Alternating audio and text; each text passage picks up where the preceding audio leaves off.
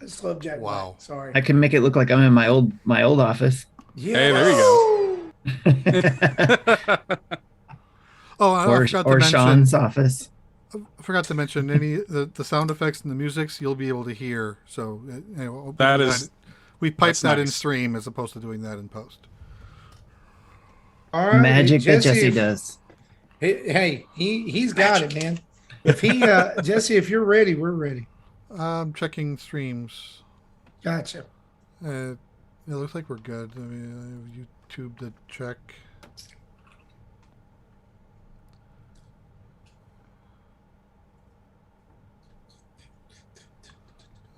Launch the chat. Yep. Okay. I think we're good. I've got a commercial. I didn't sign into the Nintendo Dad's account. I signed into mine, and I got a. But to say you're not commercial. sub? Come on. I was. Apparently, I need to resub. Use that Twitch Prime.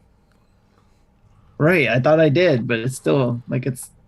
I don't know. I'll have to look at that later. Yeah, mine expired. Can you not, honestly, why can you not just set it and have it So automatically. Right. I know, right? It makes no sense to you have to go back. I always forget to do it every month. Well, that's why they don't want to. Yeah, until I come here and then I'm like, oh, hey, there it is. But there it is. Use Prime's account. Subscribe. There we go. All right, Can I ask a question? Did Road 66 come out today? Or Road 96? It's like the 20-somethingth, right? I think it's next week. It's the next game in my. The 16th. It's the top game in my list. So it's Tuesday then, right? I'm checking. Yeah, Tuesday. 16th. 16th. Yep, 16th. Or Monday. That's it. No, it's Monday. That's a weird day. That's weird. It is weird. That is weird, yeah. So yeah, I got to get that one too. I've spent so much money on games this week. My wife doesn't know. It's okay. What the heck? Okay. Are we all ready? I'm ready. Ready. We all ready already? All right. Here we go. 3, 2. Welcome to Nintendo Dads, episode 338, recorded on August 12th, 2021. Tonight's episode with special guest Seth, $2 Hero Sturgill from the All In podcast. We talk about the latest Indie World Showcase, the latest game releases, and is Nintendo afraid to be weird now that they're famous? We'll talk about that soon. Jesse, you know what to do.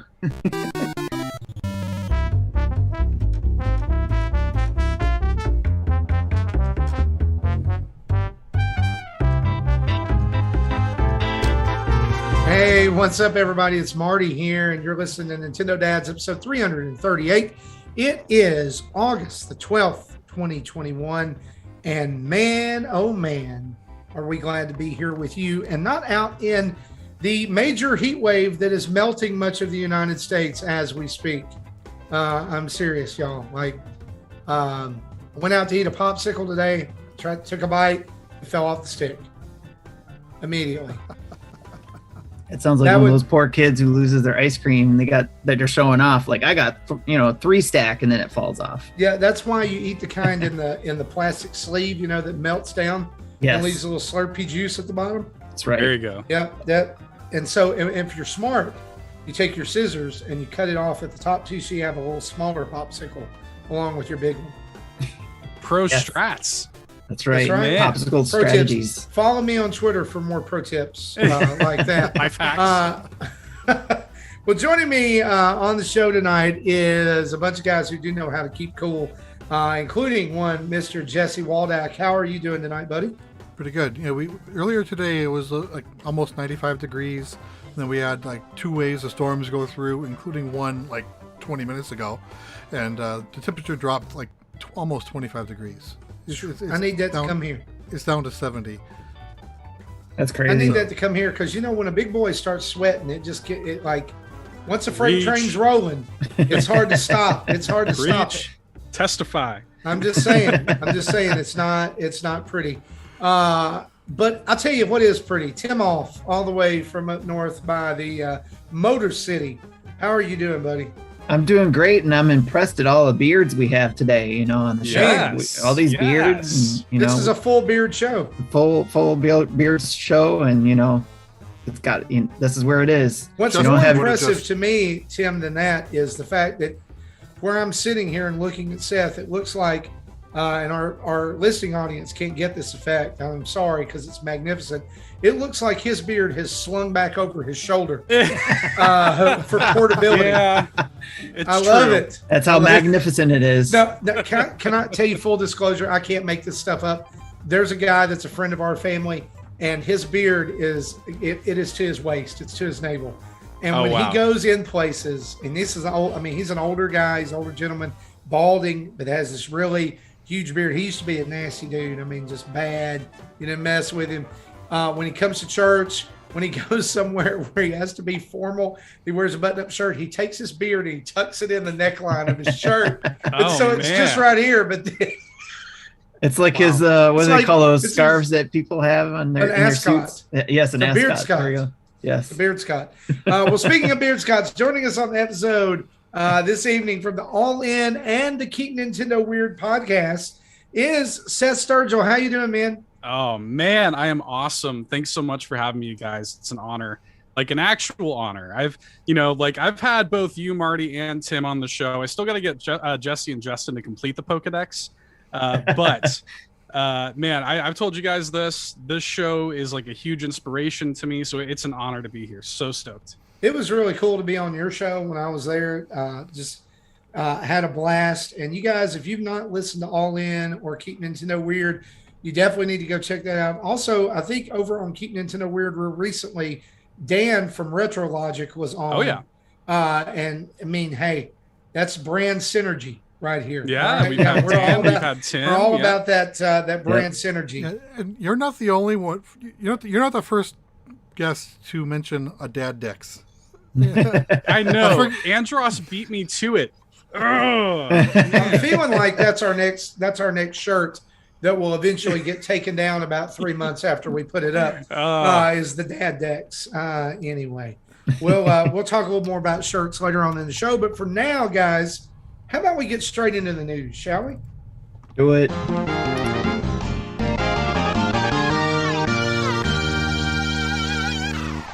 And everybody I'm sorry, Tim, I was going to cut you off with my usual spiel. No, I'm sorry. I was just saying, I think I was channeling Justin there, just saying, do it. I was going to say, I was waiting on that. But you were just maybe a little late. I don't know. Anyway, guys, our show is brought to us each and every week by you guys over at patreon.com/Nintendo Dads, where over 100 of you fritter your money away every month by paying us for content.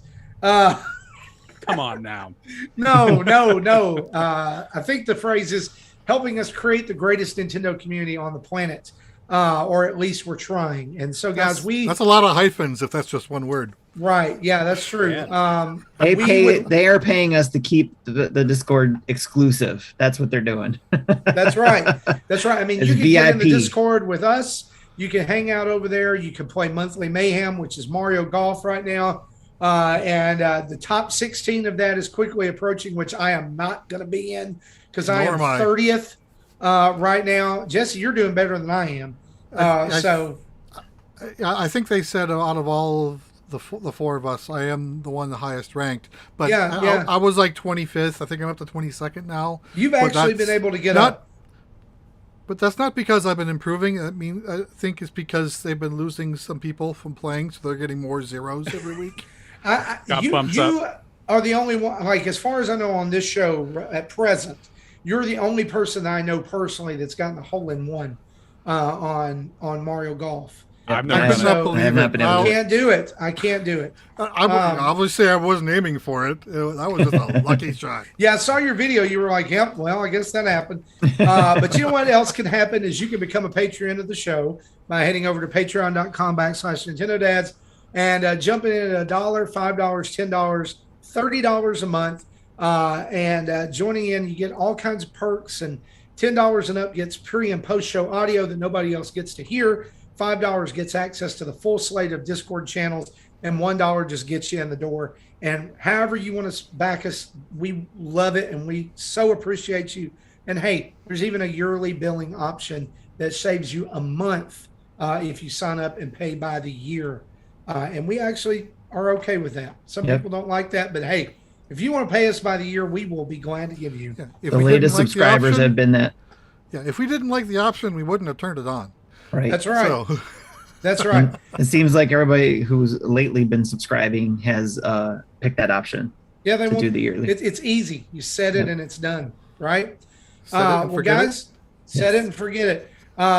Speaking of setting it, forgetting it, some people may have forgot this week's Indie World Showcase at 11 a.m. Yesterday, bringing us a whole bevy of brand new, really out of anyone that I think Nintendo has done in recent memory. This one was pretty much all new, real, and reveals for indies on Switch.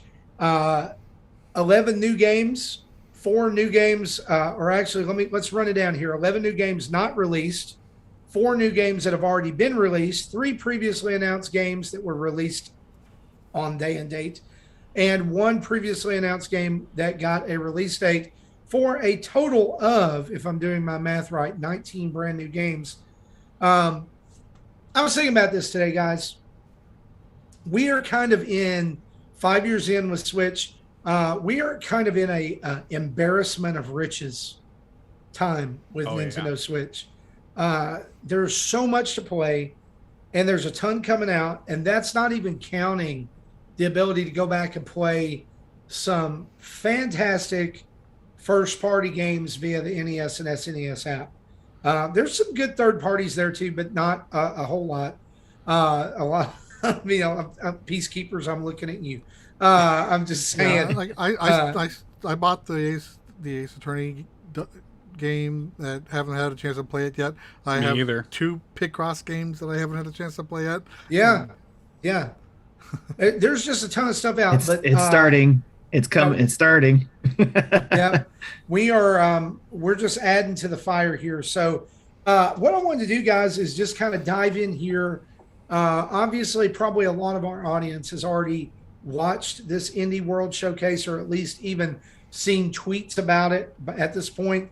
I just wanted to jump in and say, what are the games that just made you go, wow, or man, I'm so excited this is coming to Switch? Seth, we're going to start with you. You're the guest on the show this week. So what wowed you about the Indie Showcase? Guys, when this thing introed with Bomb Rush Cyberpunk, that made me freak out. Because we've known about this game for a little while, right? Like we only knew about it on like PC, Team Reptile. These are like the Lethal League guys. And essentially, I've never heard of this game. This was new to me. It's essentially a new Jet Set Radio game. Yeah. Like it looks perfect. And like, my goodness, like Jet Set Radio Future on original Xbox is like one of my top 10 favorite games of all time.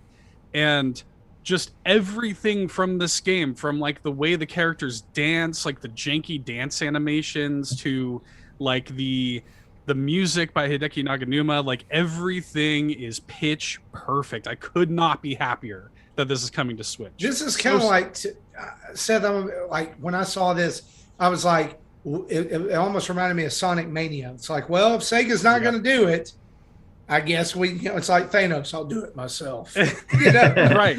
We see that a lot. Mecha Dragon here in the chat makes a really great point. That game is as much of Jet Set Radio as Bug Fables is to Paper Mario. Perfect comparison. Yeah, absolutely. It's basically that, right? It's like, hey, if you're not going to do it, I'll do it myself. If Sega's not going to make a new Jet Set Radio, Team Reptile will. And it looks perfect, man. That was the big one. Like, that made me freak out. And to open with a game like that, like, I know it's not coming out until next year, but I'm so excited. And then Tetris Effect. And can we talk about the fact it's a Time console exclusive? Yes, that's a huge score for Nintendo. Huge deal. It's a huge deal.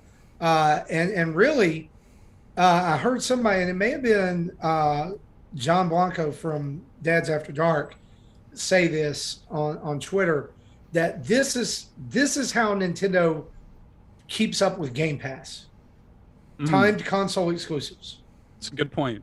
Yeah, it's interesting. Game Pass is really an interesting beast, right? Because like their model over there is so attractive, and it's kind of, I think somebody was talking on Twitter recently, like all these games that have come out that are like day and date on Game Pass. Yeah, it is. it makes it hard to like pick that stuff up on Switch, right? So having that time console exclusivity is a big deal for sure. So what was Like, the other I don't game you think- just mentioned? Go ahead, Jesse. I'm Tetris sorry. Effect, or No, go Jesse, ahead. I'm sorry. I didn't mean to cut you off. Okay, that's why I said I don't think it was announced last year, but Hades was also short-term console exclusive, and everybody bought that. Yep. and it lands on Xbox and PlayStation tomorrow. Mhm. Oh, okay. So it's just going to get even more money and awards. Yeah, Now, absolutely. Tetris Effect. Yeah. Mm-hmm. Yeah, that's the big one for me. Have you played it before? Yes, I played it on PlayStation 4 when it first came out, and that is, in my opinion anyway, the best version of Tetris. that's the you played it in VR then, right? No, I didn't play it in VR, unfortunately. Okay. I would have Me loved to. I just played it in standard. But like the visuals and the music, and like weirdly, that game's got a story, believe it or not. Like a little bit of a story to it, and like it'll make you emotional. Like if you are really kind of like into it, you might get a little bit choked up playing a Tetris game. Like I love it. Have you ever played Luminous?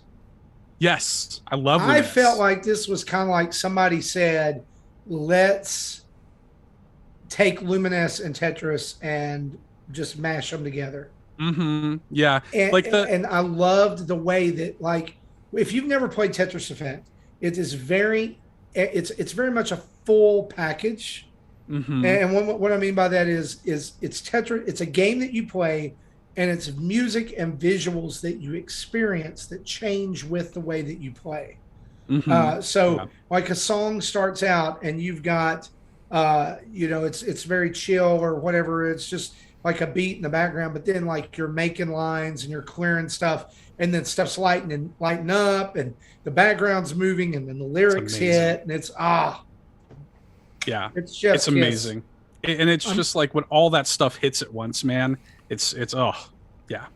I must be playing it wrong because I tried it on Xbox, and the fact that the pieces don't have different colors, which is what I'm used to, made it hard for me to play it. And I can see that. While I am focused on the puzzle, I don't hear anything. I don't see anything else. So it might be amusing. It might be great for anyone else watching me play. Can I ask if anybody else saw the classic NES theme in that trailer? Yeah, because they have the connected part stuff of Tetris Effect, and I am super excited about that, especially if it brings back, like, if it's a full package, NES music, sound effects, I'm in. Yeah, I will can't pay wait. whatever they ask for this game. Yeah, that game for me is just like just sensory. Like it's a sensory treat. Like having, I just can't wait to be playing that on like my Switch OLED with this beautiful screen with like HD rumble. Like it's just going to be amazing. I love that game. It's so great much. that it comes out day and date with Metroid Dread and the OLED, it can be quickly forgotten by everyone. Yeah, kind of like an you play unfortunate Metroid day. Dread, or you can buy the new you can buy a 4-year-old Tetris game. Yeah, it's unfortunate. Get both. I'm gonna get both. Yeah, I'm gonna get both too, but I like that as cross. What is it? Cross platform or whatever. So you can play against those other people who've had it. So might not want to because they've had it for a while, but right.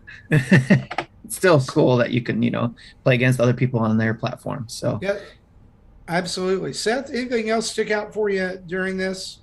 There are a few other things. I mean, like I've never played Loop Hero. Marty, I know you're huge on Loop Hero, so I'm excited about that. They could have just shut the stream down when this came out. I was like, forget it. As soon as I saw that, I was like, Marty's gonna be jumping up and down.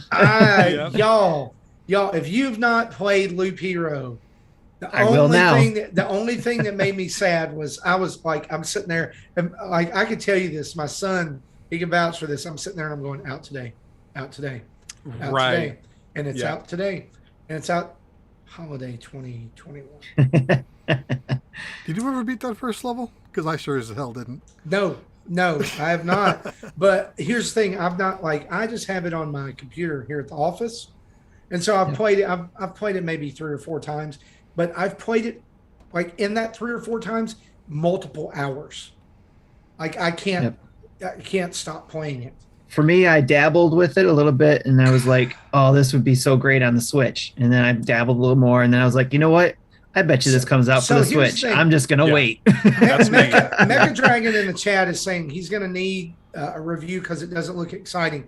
Here's what they did not show you in there. I don't feel like they did. They explained it well, because what you're doing is, yes, that little dude's going around in a circle, but you can pause him, and as you defeat enemies, which the battles happen automatically, like you're walking around, and when you run into a slime, like you automatically go into a battle and they fight back and forth. Well, when the slime loses, you get all these tiles, and those tiles can be placed around the loop, and the way that you place them triggers different things to happen. Like it can bring out new enemies, or it can give you bonuses or make you stronger. And there like the whole time there's loot that you can equip, and you're constantly managing that and going around in a loop, and so yes, it does look just like a little stick figure walking around in a loop, but there's a story, there's base management, there's so much deeper than just dude walking around in a loop. Yeah, you're not controlling the guy moving around, but you're doing everything else. Yeah, and on top you're of constructing the world around you. Like the music in this game is so atmospheric that like it just draws you in. You can, as a roguelike lover, I can lose hours to those games. This is one that I know is going to like shoot up my list on Switch, is Loop Hero. Y'all, and honestly too, Devolver is one of those companies that I trust every single one of their releases. They they're like an old Vanilla Ice lyric, you better hit bullseye, the kid don't play, because they don't. Every game that comes out, they are on point. And so if Devolver's bring out Loop Hero, done. Day one, pre-order it. Give me the pre-order option. I will sit up to midnight and play it when it comes out. Done. Yeah. I can't wait. Yeah, I can't wait to try it. I like Tim, I have specifically been waiting on the Switch version, because it's like I knew it was going to come to Switch eventually. It had to. It absolutely had to. So I have. Who I can thank? You know who we can thank for my enthusiasm about Loop Hero? Zach Ryan. When he was on the show, when he was still with IGN, he sang its praises, and I'm like, dude, this game looks dumb. And then I watched some videos, and I found out, I was like, okay, I got to play it. Okay. Yeah, and I remember I tried it first, said, yeah, I think this is a game he would like. I don't like it, but he would. And he did. Yeah. Anything else, man, stick out to you? There's some other stuff, but yeah, I mean, those were the big ones for me, for sure. Those were the main takeaways. Yeah, just awesome. Bomb Rush Cyberpunk, that set me on the right path there. Gotcha. Jesse, you in the pre-show, you said that you usually have a list of nothing. You held up a blank sheet of paper for our listeners here. You can see, I made a Post-it note. It's double column. I'm like, yeah, I'm buying that. Mm-hmm. This has my wallet crying. Are there any of these games that stuck out to you, Mr. Waldack? Well, Boyfriend Dungeon is a game that kind of I was curious about from the first time it was brought up. Since it is also on Game Pass, I've been playing it there, but I'll talk more about that later. Garden Story has me interested, and that one is another timed console exclusive that was released yesterday. I haven't bought it yet, but I'm probably going to. Depending on, if I buy it, I'll play it right away. Otherwise, I'm going to go into my backlog that I mentioned earlier as well. See, things that I didn't even know we wanted, like Slime Ranger. Yeah, Slime Rancher. That's a huge deal. Yeah. Yeah, I've heard of the franchise, but had no idea that was coming to the Switch, or even if it was still a thing. Lumberjack was just a funny game. Oh, that game looks. That's on the list. That's on my list. I see. I think that's really all. I know, and someone in the chat mentioned Axiom Verge2 just because they weren't expecting that to be shadow dropped. But that's another game where I played the original, but really didn't dig it for some reason. Especially when I got to the point when you got the glitch gun, which is supposedly that's when the game really starts. That's when this is more than I want right now. So I didn't play it beyond that. All right. And then Metal Slug Tactics looks nice. I heard that because everything's isometric, they couldn't reuse any previous assets. They had to redraw and reanimate everything. And it looks like they did a good job. It looks like what the original game would look like if it was tweaked 45 degrees. But again, not a game for me, but it still looks nice. That's all that jumped out at me.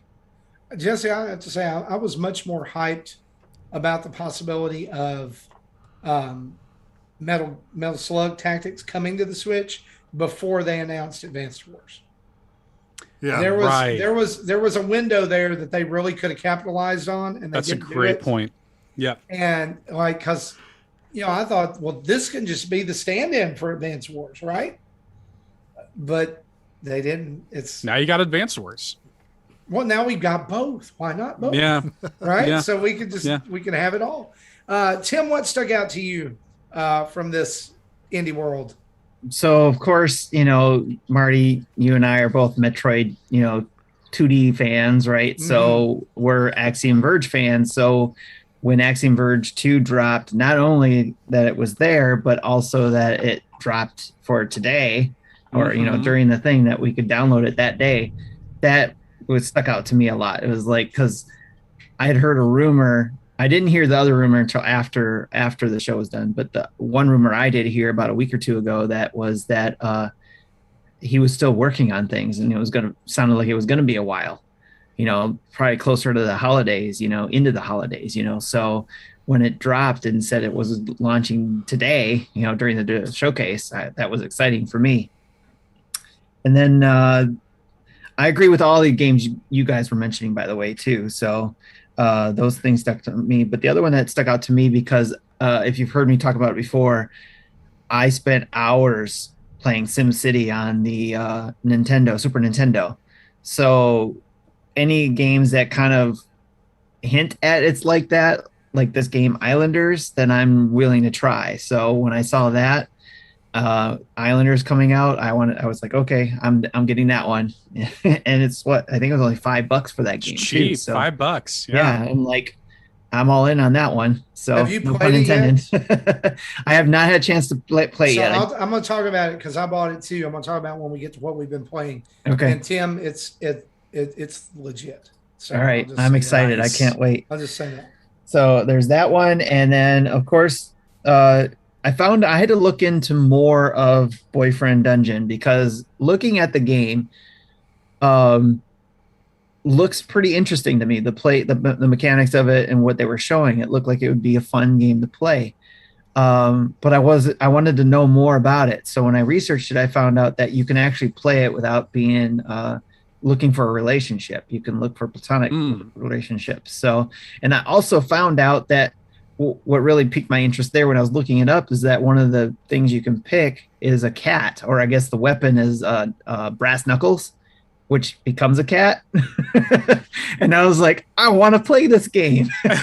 So sold. And then, because I was wondering, I was like, okay, if you pick the brass knuckles and a cat, how do you get I guess, how does that play out? Like, you're not trying to play a relationship to, as you think of boyfriend relationships. So I was trying to think of what were they doing for that. So, but, that's platonic and, it's a pet. So then you're trying to, win its affections, I guess. So I thought that was pretty cool. So I have that on my wish list. I didn't download that one, but I got that one on there. And of course, another one is the Shovel Knight Pocket Dungeon, because it does look different. Yes. It was coming to mobile, but is this not Shovel Knight Dig? Is Or not the Shovel dig. Knight Different, Dig, different. because Shovel Knight Dig and this look super close. I don't think it was supposed to be the dig game. I don't think so. No, This No, was- I think it's this- a different game. They might be sharing assets, but Okay. But it is a different game. Okay, because is Shovel Knight Dig not a Shovel Knight puzzle game?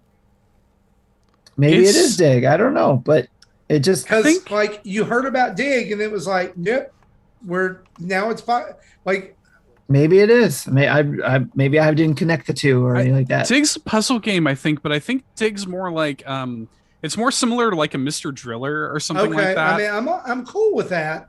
It's Yeah. just that like, Yeah. well, okay. I was going to say this. This game looks awful.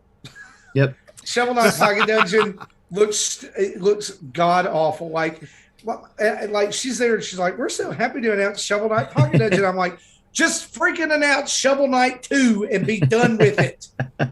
Stop it. But Yeah. this Pocket Dungeon looks like it'll be fun. We've all think it played looks fun. awful looking games before that were fun. So this has the potential of Can being I fun. tell you why I think it looks awful? Because the gameplay looks so familiar to Wario's Woods, and that is an absolute garbage puzzle game.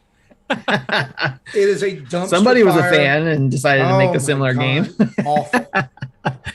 Oh, but that one looked like it would be fun to try. So, and if it's based on mobile, maybe it's free to start or try. I don't know. We'll see. Or free to my, play. Point. If it's In my free to fe- play, I might, like download the demo.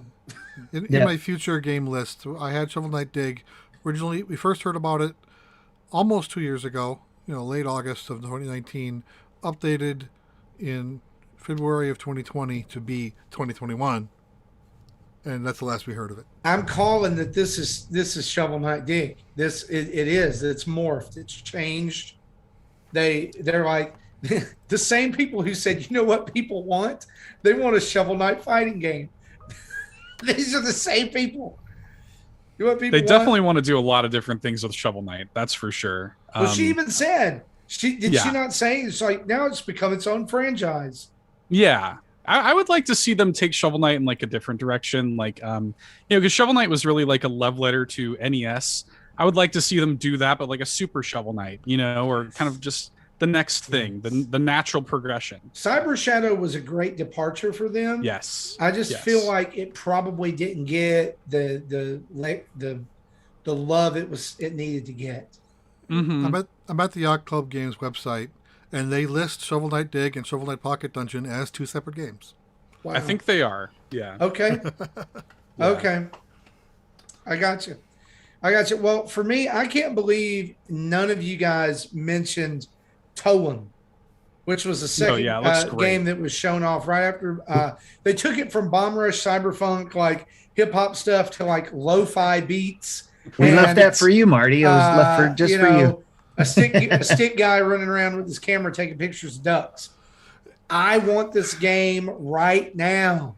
Mhm. I I love know. like y'all. Look, you don't even know. Most afternoons here in my office, it's lo-fi beats and afternoon coffee.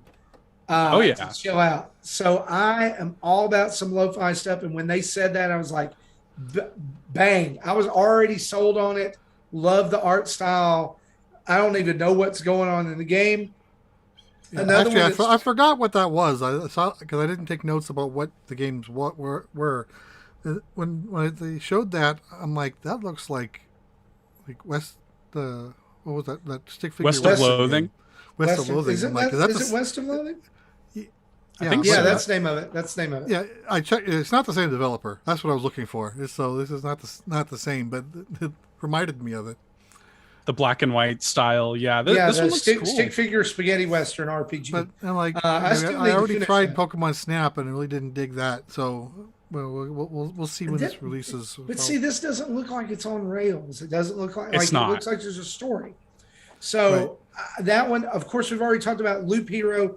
I have a bone to pick with Tim and Jesse and Justin and What do you other do now? listeners of the show. Seth, you're out of this. All right, so Okay. you're spared my wrath for a minute. Okay, great. I tweeted about this right before the show tonight. How in the world why did nobody tell me about the game Far Lone Sales? Why didn't nobody tell me about this game? I didn't know about it. I didn't know about it either. Yeah. I didn't know about this game They either. said it's the second game, and I was like, well, did the first one even come out on Switch? We asked and I the same looked thing. it up. It was like, it's 2018. It came out. Guys, I didn't know about it either. can I tell you something? Go and get it. I bought it today. I've been playing Far Loan Sales, and it is, I'll wait. But when I saw that game, the Changing Tides game, I was like, man, I want this, but I want to play the first story too. I can't believe I missed it. I went over everyone's heads.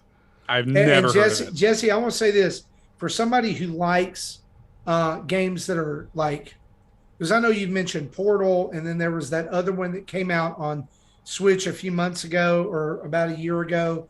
There was some kind of experiment, but it was a physical puzzle game, like as a first-person shooter almost. I can't even remember the name of it.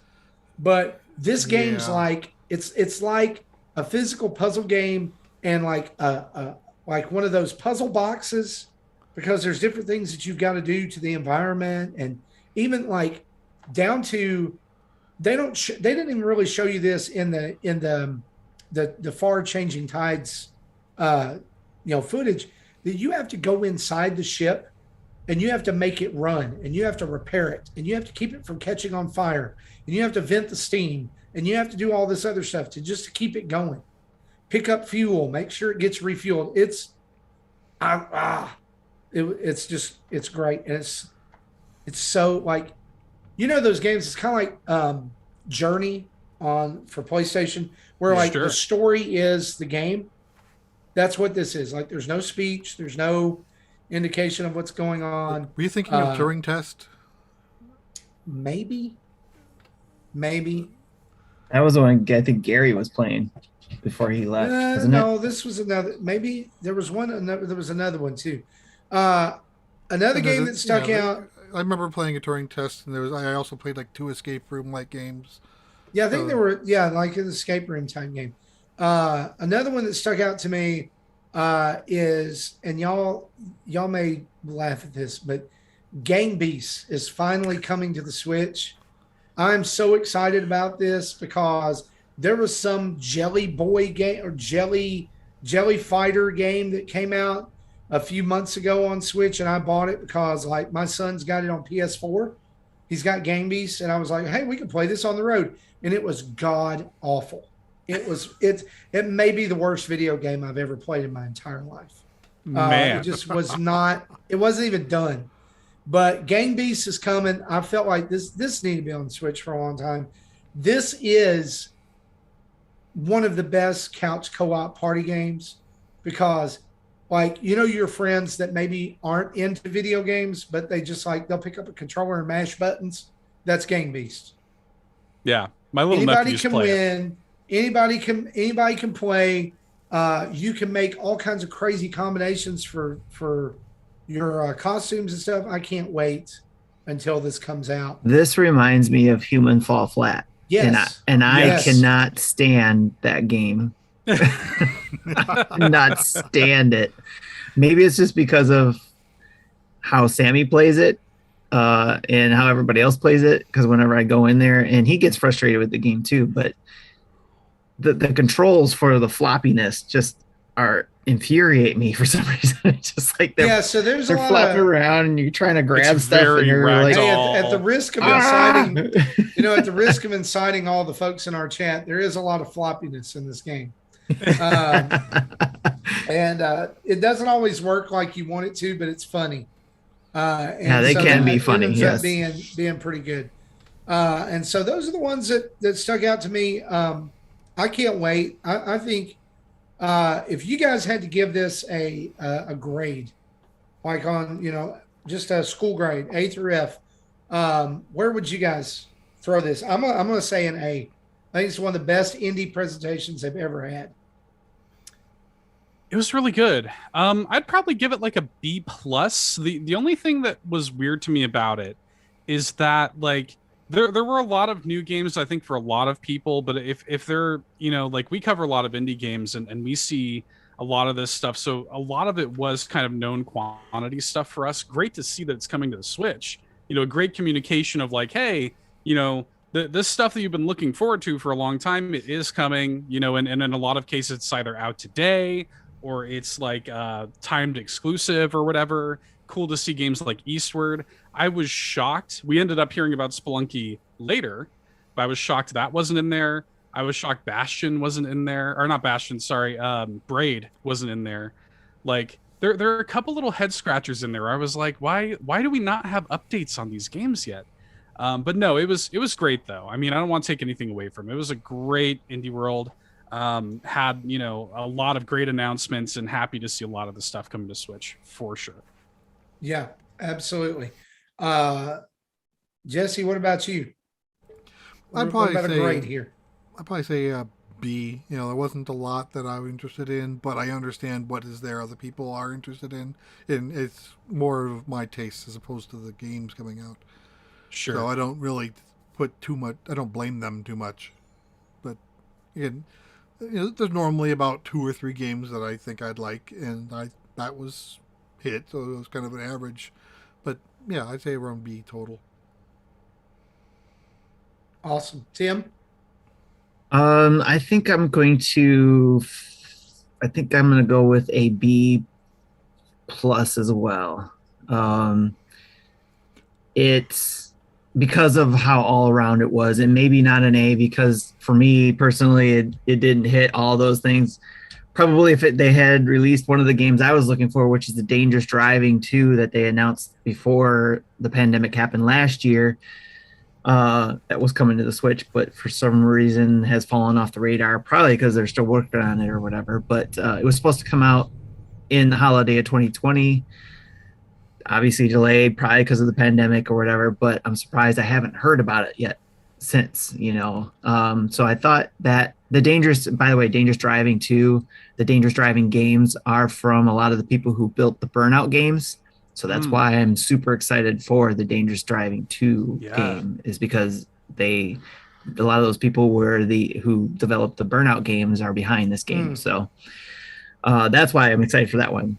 If that was there, I'd probably be like, yeah, A plus or something like that. But and the other thing too, I'm surprised none of us called out their One More Thing game, Eastward. Eastward, yeah. So, which I thought was interesting. I mean, it looks like a cool game, but I like Justin said during his reaction to the showcase, he was like, I don't know if I'd count that as a One More Thing game. So yeah, but a lot of times I think Nintendo may be stuck with certain things because obviously they're not developing these games. They're going on what these developers are telling them. Hey, we got these games. We're going to be bringing them out, or can bring them out, during your direct or whatever, or your showcase, and then they go from there. So I think Axiom Verge would have been the better One More Thing.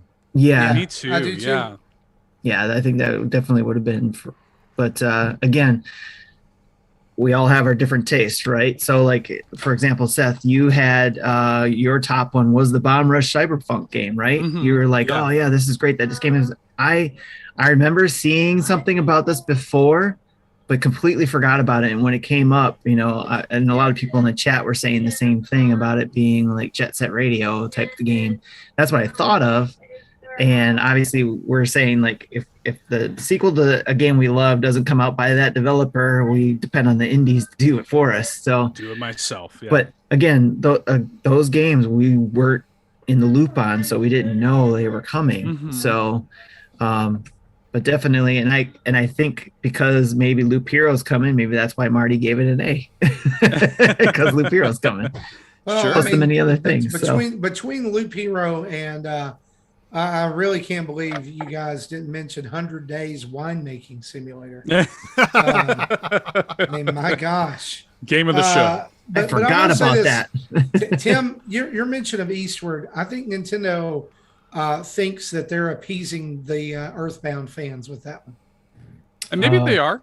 Okay. Maybe Because they are. if you look at if you go back and look at some of the screenshots from that, the dialogue boxes look exactly like Earthbound and Mother. Yeah. And it's got a lot of that quirkiness.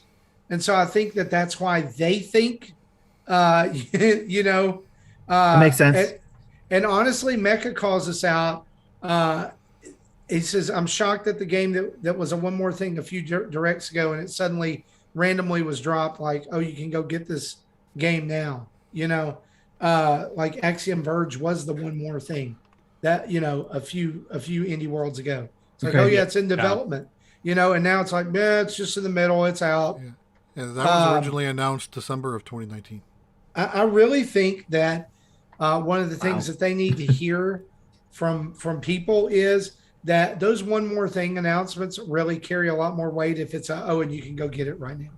Yeah. Sure. Learn from Into the Breach. Into the Breach was a one more thing, and people downloaded it by the hundreds because it was like, yeah, so awesome. And I mean, like Zach Erickson loved it. He was singing his praise. I love that game At that time. Yeah, I mean, there's a lot of people who do, but it was a one more thing, and it was so exciting that you could go get it right now. Mm-hmm. You know, You can pre-order Eastward now, right? yeah, you Yes, can pre-order yes, it, you can. and it's close. It's close. Right. It's September, and maybe they were shooting for a right now, and it needed Possibly. some more time. And maybe because it's a time console exclusive too, that's another reason why it's a one more thing, because they Sure. have it locked down for, a specific Yeah. amount of time. Absolutely. Well, guys, that's our thoughts on the Indie World Direct, but we're not done talking about games. There have been plenty of game release updates this week, as well as brand new releases that kind of have a couple of us scratching our head as to why they weren't in the indie world as well. And so let's throw some of these around today. Art of Rally released for Nintendo Switch as well as for Xbox. And this is a 2D isometric rally racing game. I bought this game. I know Tim bought it. I'll give you my impressions a little bit later on in the show. I didn't have much time with it, got to fool around with it a little bit, but I love this game because it looks gorgeous.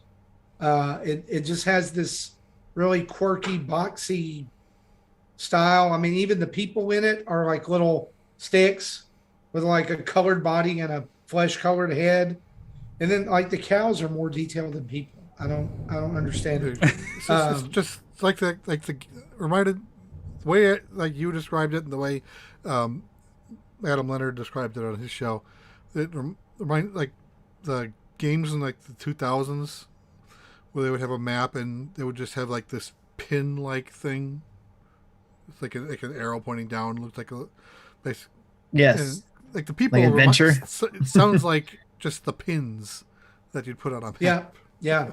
The only thing, like, it drops you into a tutorial kind of thing at the very beginning where it's like you get a free roam area where rally races are going to be held later. And so you can free roam around there and find collectibles and stuff to unlock stuff, I guess. But I spent like a ton of time going around and finding all of those collectibles in the very beginning. It's like cassette tapes and photo ops, which are kind of lame. You can find a van and then you spell the word rally. And so here when you I go. say, Here you go. Art of Rally is a stylized experience inspired by the golden era of Rally from the creator of Absolute Drift. yeah, Race across the world through colorful and stylized environments and top-down view. Compete for first place in the leaderboards with daily and weekly challenges. And I think there's also photo opportunities too, which Adam mentioned when one of the reasons why he loved this game is the photo abilities too. oh yeah, I haven't unlocked that, but when you think about the way this game looks, and even also the way it controls, think RC Pro Am.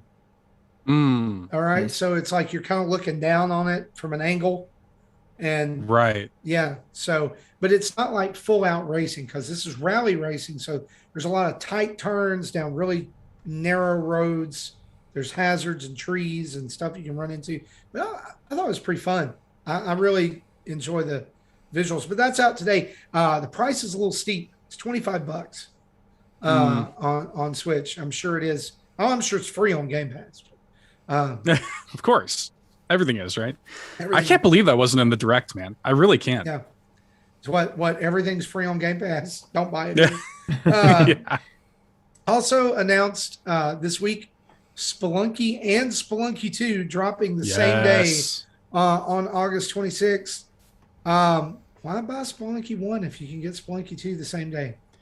You know, I think this is a big misstep. I think that like a month ahead of time, Spelunky and then Spelunky 2. It's a little weird. So I love Level Up Spelunky, and like that game is really special to my wife and I specifically. That's like my wife's favorite game of all time. The creator of the game, Derek Yu, actually drew my wife like in the game's art style. Wow. We have it framed in our house. Like, we love Spelunky. The games are very different though. Like they really are. Spelunky 1 and 2 I think are different enough to justify buying them both. It is a bit weird. It would have been nice if they released the first one even just like a week or two ahead or something like that. But they are quite different. I think they're different enough to justify purchasing both. So okay. But I love those games. Awesome. Also want to throw out here, Super Monkey Ball Banana Mania Digital Deluxe Edition was announced with some of the most bizarre extras that I've ever heard of in my life. Not really. This is the third time Sega's done this. So you kind of should have expected it. We'll come back to that. I want to... this is a bundle that contains the actual game, which is going to be $39.99 when it releases. But it also gets the classic soundtrack, which is tracks from the original game, a customization pack, which is 10 items to customize your character, and which is 2 hats, 4 shirts, 2 pairs of sneakers, and 2 skins. And then I'm going to skip one and I'm going to come back. All right. Classic character pack, which is skins based on the original game for Ai, Mimi, Baby, Gongon, Yan Yan, and Doctor. See, I was hoping Justin would have been on to be reading this, because that would have been funny. Golden Banana Mode, which is no price, may only be available with this bundle. New mode where you race against time to collect all the bananas. The bundle is $49.99, so you're saving a little bit of money by buying it. You can also play 4 days early. It also includes, I did see today, Jesse, you don't have this listed. Maybe it's in the base game, but Sonic and Tails will also be playable characters. Yeah, I think that's part of the base game. That's why it wasn't listed as part of the bundle. All right, so this DLC pack is the Sega Legends pack, where you will be able to play as Sega consoles.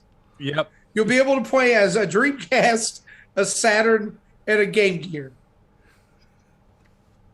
What are they smoking over at Sega that makes people like, they're like, yeah, I mean, we could put like, we could put Knuckles in there. We could put Dr. Robotnik in there. We could put Alex Kidd in there. Now, how about a Dreamcast? I want a Saturn, man. Totally. How about a Dreamcast? Give that man a promotion. It's a bit weird. Have they done this before, Jesse? No, not that. That's what I'm talking about. When you said what I was referring to was the 4 days early thing. The 4 days early, yeah, they've done that before. I don't like that, but I'll gladly accept it. That was the guy smoking crack. He's like, "We'll give it to him 4 days early." This comes out on October 5th or October 1st if you pre-order it and you get the 4 day early access. I'm going to guess you could do that digitally as well for us GameStop poor people that don't have access to one nearby. Yeah, I think the bundle is digital only. Okay. But if you buy the physical version, then you'll have, if you want the DLC, you'll have to buy it. But again, you don't have to buy them all. You can buy the piecemeal of what you want. Well, there's five. It's $20 worth of DLC. You get it for $10 if you buy the digital deluxe pack. So it's like getting 2 packs for free. So you might as well go ahead and get ready to play as a Game Gear and a ball and destroy your friends in Monkey Golf. That's out on October 5th or 1st, depending on how you do it. Also, not in our notes, but I wanted to mention this because it is one of the best Lego games that has ever been made. Lego Marvel Superheroes is coming to Switch on October 5th. And y'all, listen, if you've played the far, far inferior Lego Marvel Superheroes 2, and it just made you frustrated because there was no X-Men and there was no Fantastic Four, this is the game you want. All right? In fact, I will say this: when this original game came out in 2013, I said this on another podcast that this game has the best video game version of the X-Men that have ever been in a video game. The X-Men level where you play through the mansion. Level. Yeah. It utilizes the X-Men the best they've ever been used in a video game. It is a complete geek out moment. There's 100 Marvel characters in this game. And y'all, the fact that they're re-releasing this now, and it's also coming out for, I think they're going to make it available for other consoles as well. They've been known to sneak in some extras. Sold. So who knows? It's 100 Marvel characters. You can play as Magneto. You can play as Black Panther. You can play as the Hulk. You can play as Juggernaut. Why? But yeah. I think this is a stopgap release because Lego Star Wars completes the Skywalker saga is still not out. Right. So this may just be a straight port. If it is, that's still okay. This is one of the best Lego games that has ever been made. You need to buy this. And honestly, I don't expect it to be $50 or $60. No. It's going to be cheap. And you need to throw that out there. Couple of other release date things. These are a little bit disappointing. The Life is Strange True Colors has been delayed until, the other versions are coming out September 10th. The Switch version is getting delayed to a yet-to-be-determined date. This was announced after they also announced that Life is Strange Remastered Collection has now been delayed to early 2022, which is super disappointing because that's for all systems, right? Not just Switch. That's for all systems. Yes. The remaster is for all systems. The True Colors still comes out on September 10th on all other systems except Switch. Man, that's a kick in the balls for the Switch version. It really is. It's a bummer. I mean, it just happens. It happens. A ton of big releases. And here's honestly, I hate to say this. I was waiting to play this on Switch with the remastered collection and everything. I'm probably just gonna play it on my iPad now. That's fair. Really, my daughter's told me that I should play the original game. She told me this like a year and a half ago, and I downloaded the first free chapter on my iPad, but never launched it. So again, I'll either play it on my iPad or wait for the Switch. I've still got to finish Oxenfree. Yep. It's like that Miyamoto quote, right? Like a delayed game is eventually good, but a rushed game is bad forever, kind of thing.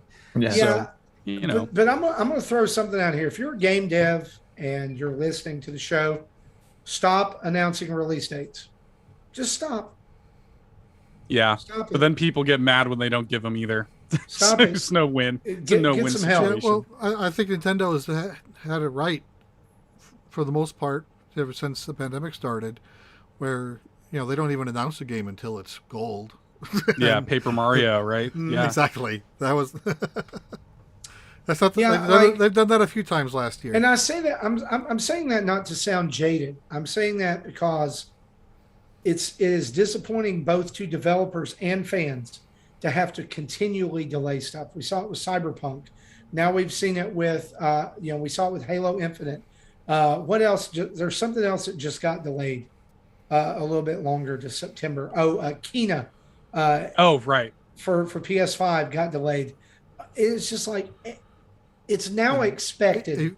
A future bullet down the list is another delay we'll be talking about. Yeah. So yeah, you're right. It just seems like everything is expected to be delayed now, right? Yeah. Mecca says Metroid Prime 4, but at least they never announced a date for that one. Yeah, they just said it's coming. So like it's a weird double-edged sword though, right? Because great example. This happened just recently with our friend Jules Watcham, who Jules I think has been on this show before too, and from Atui, and he had his Kickstarter. They did their big Kickstarter for Hatch Tales and stuff like that, and never had a hard date. But then like now, and granted, and he's come out and said, and he's like, we could be more frequent with updates and stuff like this, but he specifically isn't trying to give a release date because he doesn't know what's going to happen with the pandemic. So he's trying to like follow that it's done when it's done kind of like guideline. But then now everybody's jumping down his throat. Like people are terrible to him on Twitter. Terrible. So I don't know. It's kind of like a rock and a hard place thing, because on one hand, it's like you want to keep quiet, announce it when it's done or whatever. But then it's like, well, if I announce it earlier, I can build up marketing hype. But if I don't have a release date and I announce it, people are going to jump down my throat until it is, it's just, there's no like right answer, it's terrible. Well, I think that his situation, yeah, it is about the release date and it is about the work, but it's also about, there's compounding other issues that have come alongside that. Sure. Like announcing and releasing other games. Exactly. They got to keep the lights on. And so, I know they do have to keep the lights on. As a backer of that, I mean, I would argue that there was a hard date in that there was a promised release date. It was like 2 years out from, or a year out from backing at Christmas. So, right. But I just think we're like, if you want to call it an unprecedented time or whatever you want to call it, fine. Just stop giving release dates, especially for these big AAA games that have a million things that can go wrong. Just say we're shooting for this quarter. We'll update you along the way.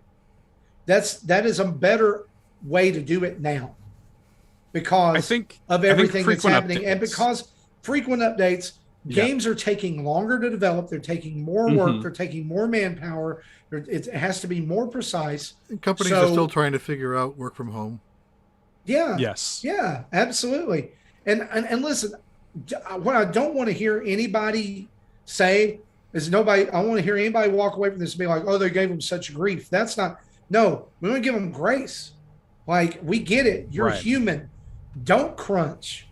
Stop that crap, right? Stop crunch. Stop all this stuff. We'll play it when it's ready. I understand you have to have some revenue stream, but also there's a ton of these companies that already are sitting on a big fat stack of capital, and they can afford to, I won't say draw it out, but play the long game. Maybe that's a better way of saying it. I mean, if it's two guys in their basement making hatch tails, I get it. Kind of is. I get it. It's gonna be a while. But like when you're Activision and you've got every company working on Call of Duty and it comes out and it still sucks, well, there's some problems there. So just like I would be okay, even Nintendo saying, hey, we're not gonna do release dates. We're just gonna update you as we progress. We'll tweet a little bit and transparency. Boom. Right. Here is the release date. It's coming out next month. Get excited. Pre-orders start today at 2 p.m. But we've made enough for everybody.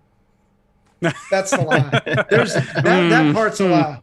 That part's we may be dreaming a little bit on that. Yeah. I think transparency, though, frequent updates and just keeping your fans in the loop, I think I think would probably be advisable. Like I think that people are more understanding maybe than some publishers or developers give them credit for, if you just communicate to them honestly. Well, and listen, Mecca in the chat, he says this again, makes a great point. Yeah, you have the Bayonetta 3 problem going on where the devs are just saying it's going well. It's going well. It'll be done when it's done. That's crappy. Okay, like that, let's just call it what it is. That's a crappy way to do it. Because just like saying it's going well, that could be like, we're well into writing the game. We're well into drawing the box art. We're well into modeling the character models. Just show something. Like, or just say, hey guys, we really want to make this good, and because we really want to make it good, it's taken a lot longer than we thought it was going to. Because we're having to learn some new things, we're having to hire some new people, and so we're gonna give you an update every 3 months. We're gonna show you something. We're gonna show you Bayonetta. Show you a new level. What I liked was what Pokemon Company did with I forget what game it was, but they were talking about, it might have been the Sword and Shield, but they were talking about the Pokemon games, and they were showing off art. Maybe it was the DLC. Might have been that. It was like, okay, Sword and Shield came out. We're working on DLC here, and they started showing off like art, artistic stuff. The concept art, excuse me, and they were showing off some of the characters and the plans and stuff like that. And then you got the developer journals or blogs or whatever like that would go on with that. But it was actually coming out a lot quicker than I expected from them showing those. But that's what I like, is that transparency, like you were talking about, is basically if you're going to tell us about the game way ahead of time, like Bayonetta 3, like you guys are talking about, and we're thinking, okay, you announced it and it's going to be out like maybe within a year, we'll say, when they announced it, and it's not, and we just, like you said, we keep hearing it's going good, it's going well, but give us something more than just it's going well. Maybe is there a developer guide or developer blog that you can kind of share the behind the scenes stuff for people who are interested, maybe, and because obviously there's going to be people who are not interested until the game comes out. Can I tell you where Nintendo is killing this right now? Metroid Dread. Yes. Have you ever seen Nintendo do such a concise, I am eating up every moment of that stuff. Campaign for a game like they've done for Metroid Dread? Yes. Yeah. I'm loving every bit of it. It's fantastic. And they are doing a great job in saying, here's how it's coming along. I'm on full disclosure. When they revealed Metroid Dread at E3, it was already done. Yeah. 100%. Absolutely. Yeah. Already done, sitting in the bin, ready to go. Just like Jesse said, they're not going to reveal it unless it's done. Right. So it's done, and now they're being very smart about it, because they need to 19 years, so they have to fill in a lot of people on what's going on up to the lead up to this story. I'm also going to apologize because on past episodes of the show, I busted the Pokemon company's chops over the way that they did the release updates for Sword and Shield. It was like, guys, we don't need another one of these, but they did it right. Yeah. Looking back on it, they did that so well. They didn't give away the whole game. Right. But they gave away enough to let people know, hey, it's working. Hey, it's coming. It's not going to be delayed. This is going to be good. Get ready to enjoy this. That's it. And they could even do that with Metroid Prime 4, I think. They could. Yeah, absolutely.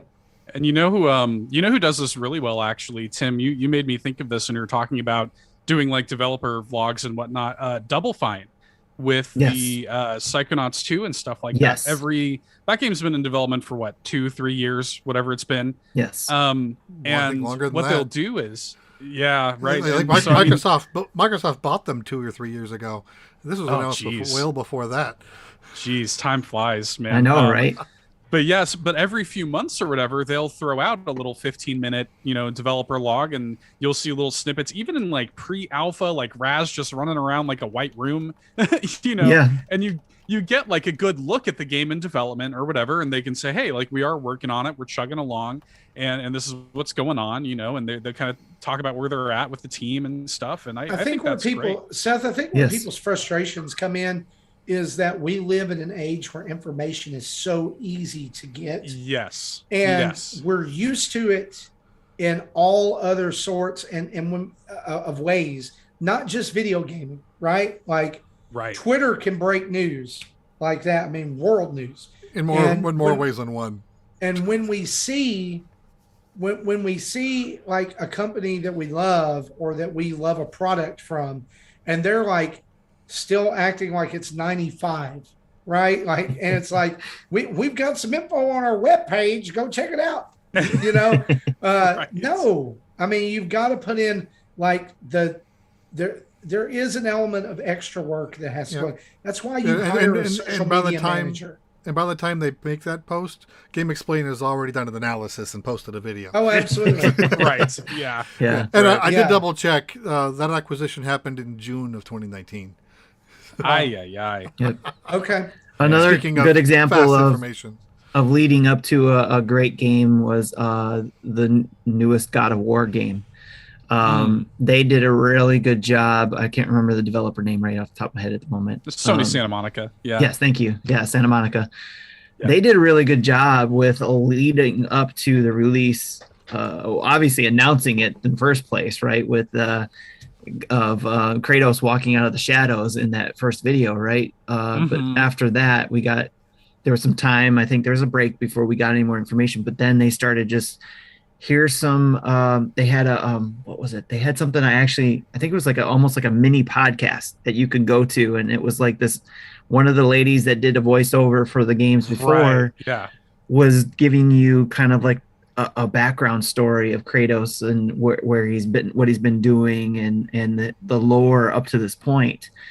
Several weeks before or several months before the game started coming out. So it was great content like that is what maybe we are still far out from say Metroid Prime 4, but eventually I hope that this much love that they're giving to Dread, they'll eventually give to Metroid Prime 4 after Dread comes out, maybe, so, but I agree with you that definitely game developers need to be smarter, or publishers, whoever's making the announcement of the date, need to be smarter about those dates. And if you're smaller, definitely, I mean, we look at Apex, not Apex, sorry. Drawing a blank here. Sorry, guys. The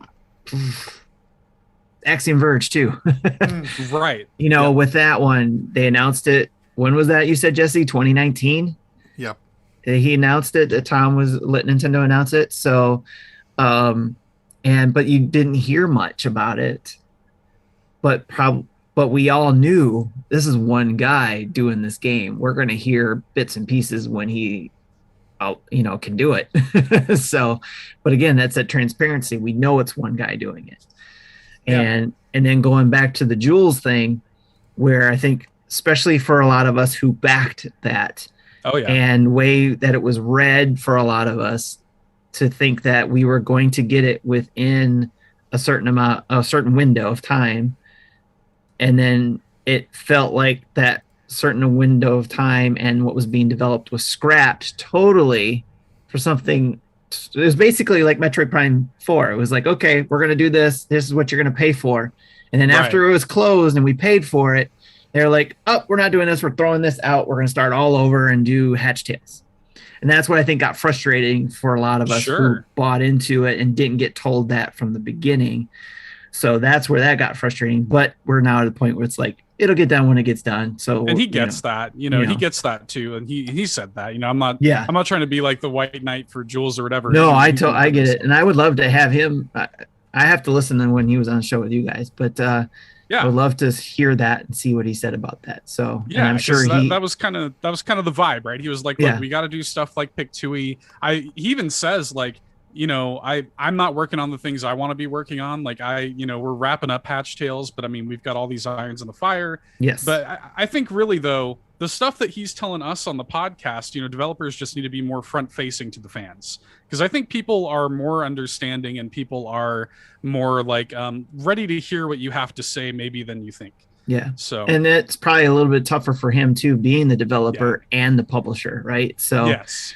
Where it's tough for him to try to at least juggle. it gives him that power. Many developers may not even have a chance to if they're not publishing. Yeah. Correct. So I get that there's challenges there. And it sounds like he does understand where us backers are frustrated from our point of view, because we don't know all the details from his point of view. So, and that's why you get a lot of people like us. Gotta share it. Yeah. Gotta talk to your fans. Yep. And he was trying that. And I know he had some stumbling points in that too. So, but totally get it. And going Such back a complicated matter, man. Right. Yeah. And going back to the whole thing in general, what Marty was pointing at was learn from the others who have been doing it. We've been doing the same things. Why are we repeating this where you are announcing a date and then it falls through?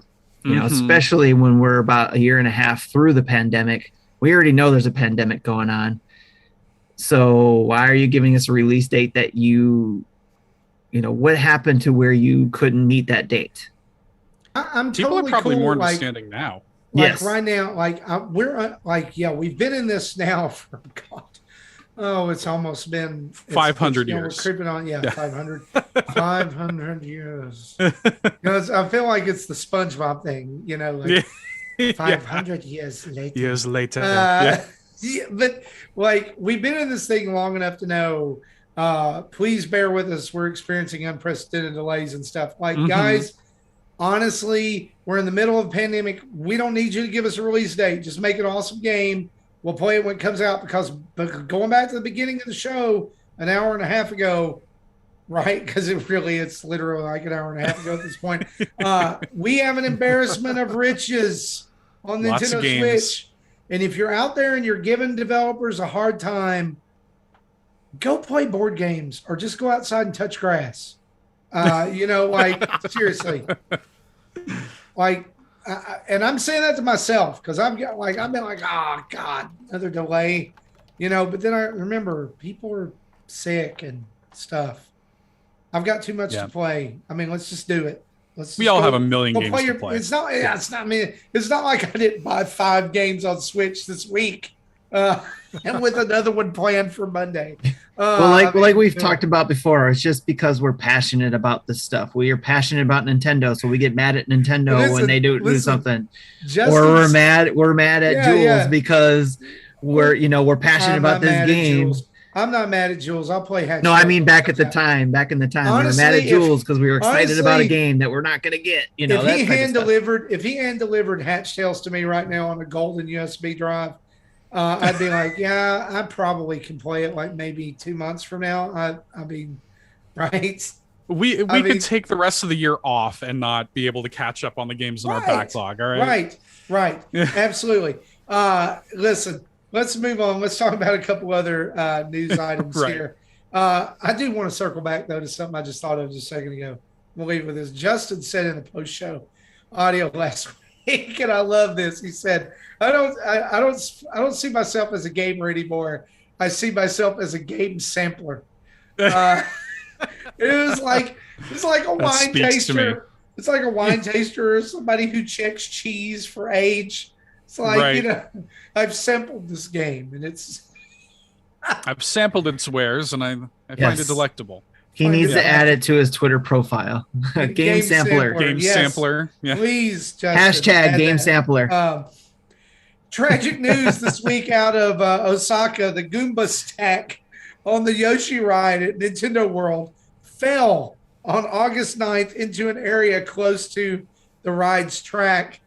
Fortunately, nobody was hurt, but high winds were thought to be the reason for the failure that's still under investigation. Guys, I've solved the mystery. Mario just did a ground pound real close to there.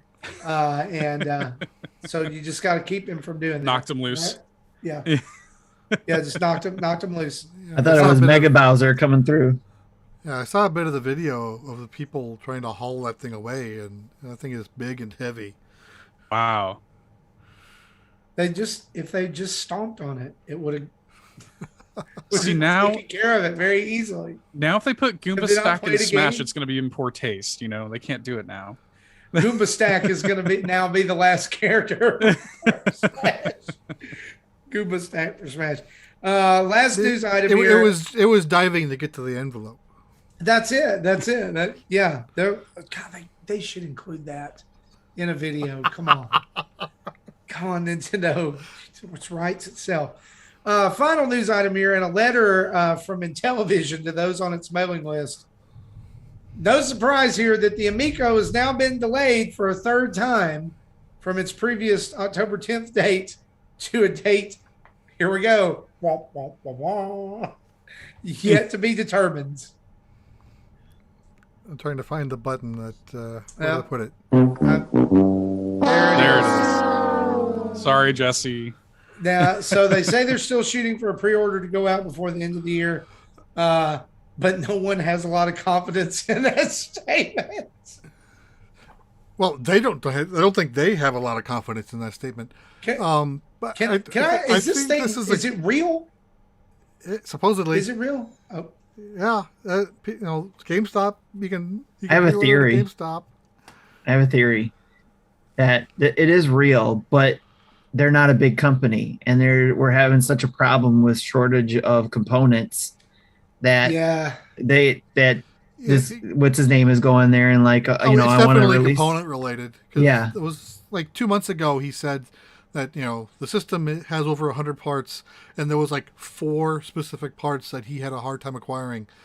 It wouldn't surprise me if he still is not acquired all of the parts. Amico is probably not on the top of the list to say, hey, Amico wants these parts and Ford Motor Company wants these parts. Who's going to get them? Right. Right.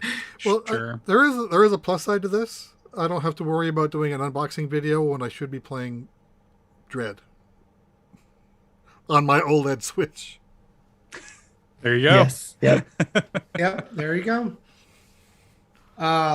Esco Richard in the chat says Pat Contry on the CU podcast goes over the Amico delay very well. So Jesse, I love Pat. you may want to take a listen there, guys. I'll check 'em out. That's our news for the week. We're going to take a break and hear a word from our sponsor.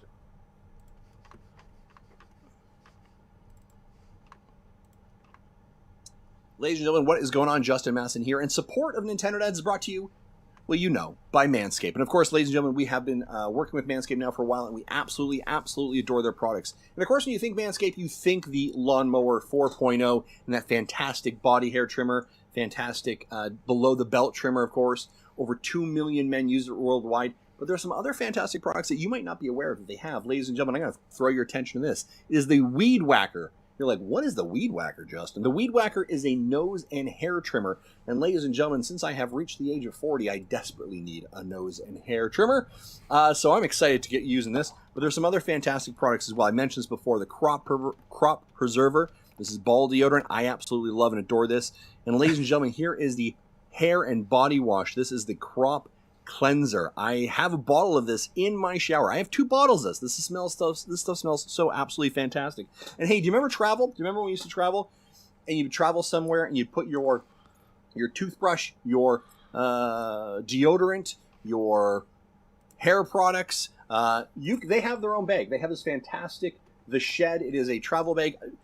Guilty. I used to a long time ago, like when I was, 5 years ago, used to throw like all of my travel stuff in like a big Ziploc bag. That is weird. Not necessarily weird, but it's get yourself something nice, right? Grow, be a man, grab yourself something nice. This is a Shed. So you throw in here your deodorant. You throw in here the Weed Whacker. You throw in here the Lawnmower 4.0, right? You throw all your fantastic Manscaped products in here. Boom.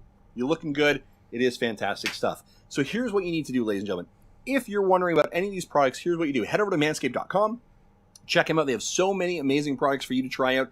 They are not just below-the-belt trimmers. They have so much more, but I highly recommend all their products anyways. And use the code NINDADS, NINDADS, at checkout, and that gets you 20% in free worldwide shipping. And ladies and gentlemen, may I remind you, they are not only in US, not only in Canada, not only in the UK, but ladies and gentlemen, they are now across Europe, Australia, South Africa, and Singapore. Again, that code is NINDADS, NINDADS, 20% off. And by the way, there's stuff currently on the website on sale, and you can add your 20% to it. So there are some massive savings that you can participate in right now. And ladies and gentlemen, thank you to Manscaped for their continued support. Take care. Bye-bye. Awesome. And we're back. Thank you, Justin, for that. We're going to get into some rumors. So, Jesse, you know what to do.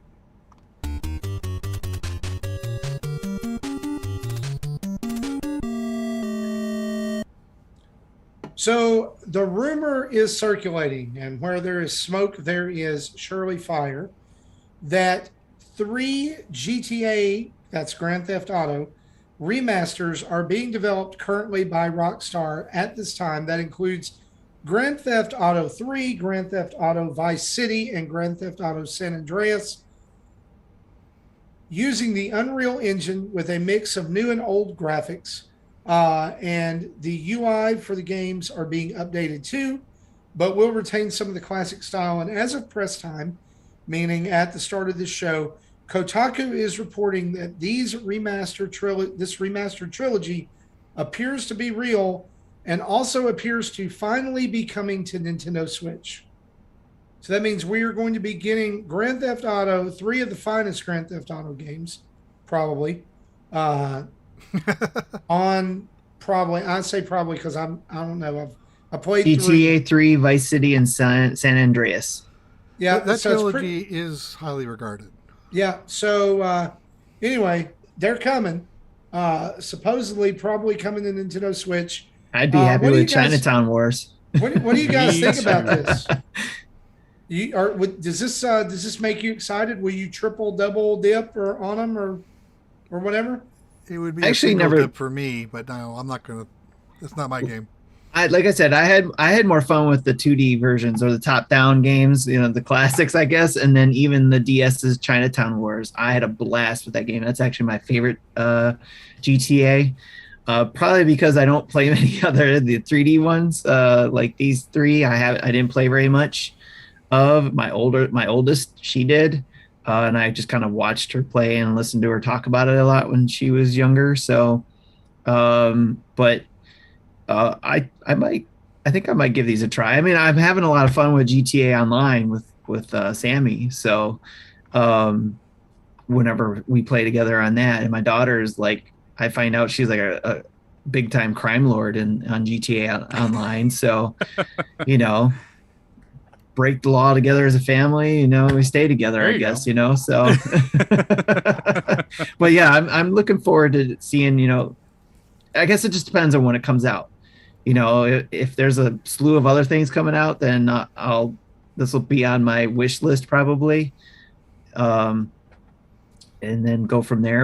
And if I have nothing else to do or are in the mood to play these games, if they come out, yeah, that'd be great. But again, I would love it if they come out with a Chinatown Wars, because they did come out with that game eventually for the PSP. I think it was after Vita too. The Vita, if I'm not yeah. mistaken, yeah. So I would replay that game, because that was a lot of Me fun. too. So delving too. into this article a little bit more, sources confirmed that Rockstar Dundee, which is a Scottish studio that's a newer purchase for the company, are the ones that are leading the charge on developing these, and as well as working on next gen GTA 5 ports that are due out later this year for PlayStation 5 and Xbox Series X. So right now it looks like these games will launch in and around late October or early November for PS4, PS5, Xbox One, Series X and S, Switch, PC, Stadia, and mobile phones. So basically you're going to be able to play them anywhere. It says originally that it seemed like these releases were going to be packaged together and given to players who purchased the upcoming next-gen ports of GTA 5 or GTA Online as a thank you gift. But then plans changed, and the remastered trilogy is now scheduled to be released earlier this year. Yeah, it makes a lot of sense. It does make sense. It's like, hey, things are slow. Let's release these and make some dough. Yeah, give you a little drip feed, right? Yeah, definitely. Absolutely. I probably will pick these up, not necessarily even because those games, I don't know if any of you have played them recently, they don't hold up super well, right? And hopefully they do a little bit of work to them with this remaster. But I do want to shout out Esco Richard in the chat, who mentioned GTA 4. I kind of want to buy this to support it and show them that GTA remasters are something we want, because GTA 4 is my favorite GTA game, and that game needs a loving remaster and like another shot in the arm, That's an excellent point. I love that game. Yes, I would definitely. Yeah, I probably. Now that you say that, I'd probably pick this up to do the same. Support this, dabble it with it, but then hope for 4 coming out. That'd be Show awesome. them that we want it. Yeah. Yep. Can we just, while we're at it, can we switch gears to another company, and can we pester Square Enix for the Pixel remasters for the Final Fantasy games? Please. Yes. Can I tell you what the biggest disappointment for me over the last 3 weeks has been? Is buying Final Fantasy Pixel Remaster for my iPhone, thinking because I have a backbone controller, thinking that controller support would work. No. Oh no. And they offer none. You can either tap and they'll go where you're going, or you can use this janky on-screen motion controller thing. That's horrible. And they patched in that you can now move diagonally. So now when you're trying to go down, your guy's sliding all over the place. Oh no. It's stupid. It's so bad. And I like guys, tons of their other apps have controller support. My gosh. See, where I thought you were going to go was not that old school, but I thought you were going to go with the Batman games being brought to the Switch, because I've been expecting that for a while, but that hasn't happened yet either. The Arkham I would the love Arkham those games to be brought to the Switch. Yeah. That'd be amazing. That's one I've Play- been, especially play when all three of Bio them.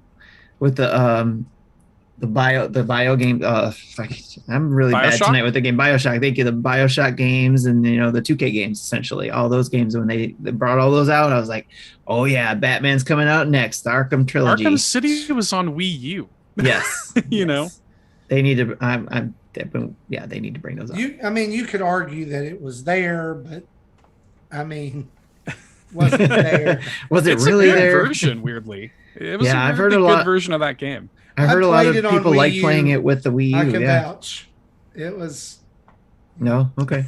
It was. It was okay. I'm not gonna say it was garbage, but Right. I probably would have enjoyed it way better somewhere else. So. Yep. Anyway, Okay. Well- since you brought up the Final Fantasy games, I did break down and buy them on Steam. Just in case I do get around to playing them, because the sale price was expiring. So I did it to take advantage of the sale. So, and I'll have them. I just haven't played them yet. well, you need to boot one up for the first time, so Square will go ahead and announce them. For Yeah, you got to play them all. Play them all. I did boot the first one of them just to look around the menus and to see how bad the font is. I've got to find out what that patch is to make the font better. Square's got no idea. They're like, do you guys want it on Switch? I don't know. Is that a thing? Yeah. they're like, yeah. What's if the there's Switch enough thing you're interest, talking about? is the Right. Nintendo Switch. You guys Anyway, want that? let's discuss a question for Mr. Seth Sturgill here for just a Sure. minute.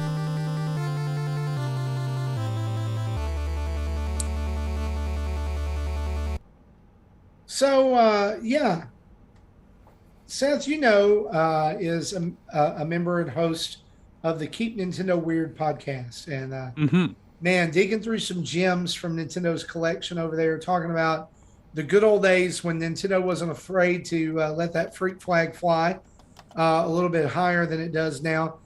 Seth, I wanted to ask you and just kind of get your opinion, since you are to me, in my mind, you're the expert on all things weird Nintendo. With Nintendo experiencing the level of success that it has lately, it kind of got me to thinking, as we look over their recent releases and the things they're going to the well on, is Nintendo kind of afraid to be weird now? Yeah. Popular. Maybe they had their glow up, and now they're dating Right. the cheerleaders on from the football cheerleading squad, and They're not sitting at the nerds table anymore. now they're sure. sitting at the cool kid table. Yeah, 89 a million bit. sold. I mean, Right. What do you think? There's two angles on this. I think. I think on one hand you're right. Like it's really hard in today's time where video games are $60. They're high risk, high reward kind of affairs, and Nintendo is in the same boat as everybody else with that, especially right now. Video games are selling better now than they ever have. But I think also, now that we're 5 years into the Switch, Nintendo is starting to get a little more experimental. I mean, this year we're seeing WarioWare, we're seeing the ports of Great Ace Attorney, and we're seeing stuff like that. Advanced Wars is coming back. These kind of like undersung or weird Nintendo games are starting to kind of like slowly trickle back out, and maybe that's as a result of Nintendo having a little bit of cachet, and maybe they kind of know, like, we can kind of get away with this now. We have money in the coffers. If we lose a little bit of money on WarioWare, then it's no big deal, or whatever. Even though I don't think they will.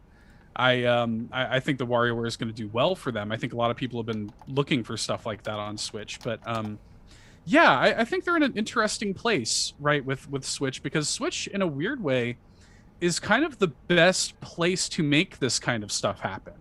Like if you're gonna make a weird Nintendo game, the Switch is kind of the perfect home for them. So I don't know. I would love to see a lot of this stuff come back. I mean, we had Tim on Keep Nintendo Weird talking about Elite Beat Agents. I would love to see Elite Beat Agents come over to Switch. We even like, spitballed ideas of how that could work. I think Nintendo's got a ton of these kind of weird IP in the well that they could make happen and probably make happen on the cheap and get a little bit of that like fan, love. It's one of those things. It's like, are you trying to make a lot of money, or are you trying to maybe make a little bit of money but get back that extra, get back some fan love revenue, get some, do this for the fans kind of thing. So they're in an interesting place. Are they afraid to be weird? Maybe, but we're starting to see them lean a little bit more towards it, at least now that we're 5 years in on Switch. I mean, we're getting WarioWare, right? I mean, that's a pretty good indication. I'm looking back over the lifespan of the Switch, and I'm thinking about, we did get Sushi Strikers. Sure. Yeah. Which y'all, you won't ever be able to convince me that Sushi Strikers was not developed for the 3DS first, and then a last minute emergency ported to Switch. Right? I don't know. I still don't understand why they did that, other than they knew the 3DS was on death's door, and they didn't want to throw that away. But I like, which is interesting. Why didn't they do that with Metroid 2? Right. Samus Returns. Right. I love the concept of Sushi Strikers. I played it on the Switch, but I only played it handheld because trying to do all that with a controller was, it would have been way better with the stylus. So that game is a perfect example of why I think it is actually, yes, Nintendo is not afraid to be weird, especially when they are getting support for a system, because of looking at the DS and the 3DS, that whole family of DS to 3DS systems, where you got all of your popular franchises and then their experimental games, like the Elite Beat Agents we were talking about, or the Sushi Strikers. So that's when I think when they got all their big games and names out, then they can start dabbling in these other areas, and then we start seeing that weirdness, that quirkiness, or that experimental type game. But I guess for me, the reason I wanted to kind of dive into this is that you're seeing that, but I don't think they're willing to embrace that as much as they were even in the Wii and Wii U eras. Yeah, because now they have a traditional gaming system, even though it's a hybrid. It's more It's more for the controller you hold in your hands, and not motion control, not innovation, things like that.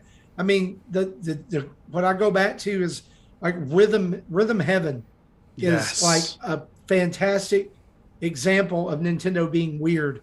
Yes. Where is that? Where's where is the new version of that? Even you want to say NES Remix was a great example of Nintendo being weird. And being willing to open up their franchises and let people play around with what an idea of what does Zelda do, what does a Zelda game look like if we drop Mario in it or whatever, that kind of thing. Like, why have we not seen SNES Remix, by now? Like, in the last Wii U era, we saw them do things like Dr. Luigi, which was really weird, and different things like that. Like, we don't see them doing that stuff anymore. And I mean, we have seen them publish games like Good Job and The Stretchers and things like that, but it's never like they've never given like a full force. Like, in my opinion, WarioWare is going to be their first full force push for Strange on Switch, because Sushi Strikers got it, but it was so early on, right? And Splatoon really was weird back in the day, but now everybody loves it, so it's mainstream.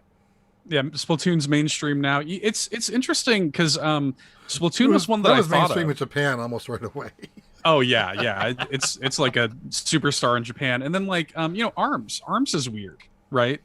And they tried, they tried to kind of make ARMS a bigger deal than it ever ended up becoming. They supported that game with free DLC for a long time, so I think there's there's kind of a little bit of both. I think it's kind of like, on one hand, the same company that's making stuff like Splatoon and ARMS and WarioWare is also doing things like I saw a thread going around on Twitter where talking about how they like patched that that taunt out of Daisy in Mario Golf or whatever, like kind of sterilizing Mario a little bit. Right.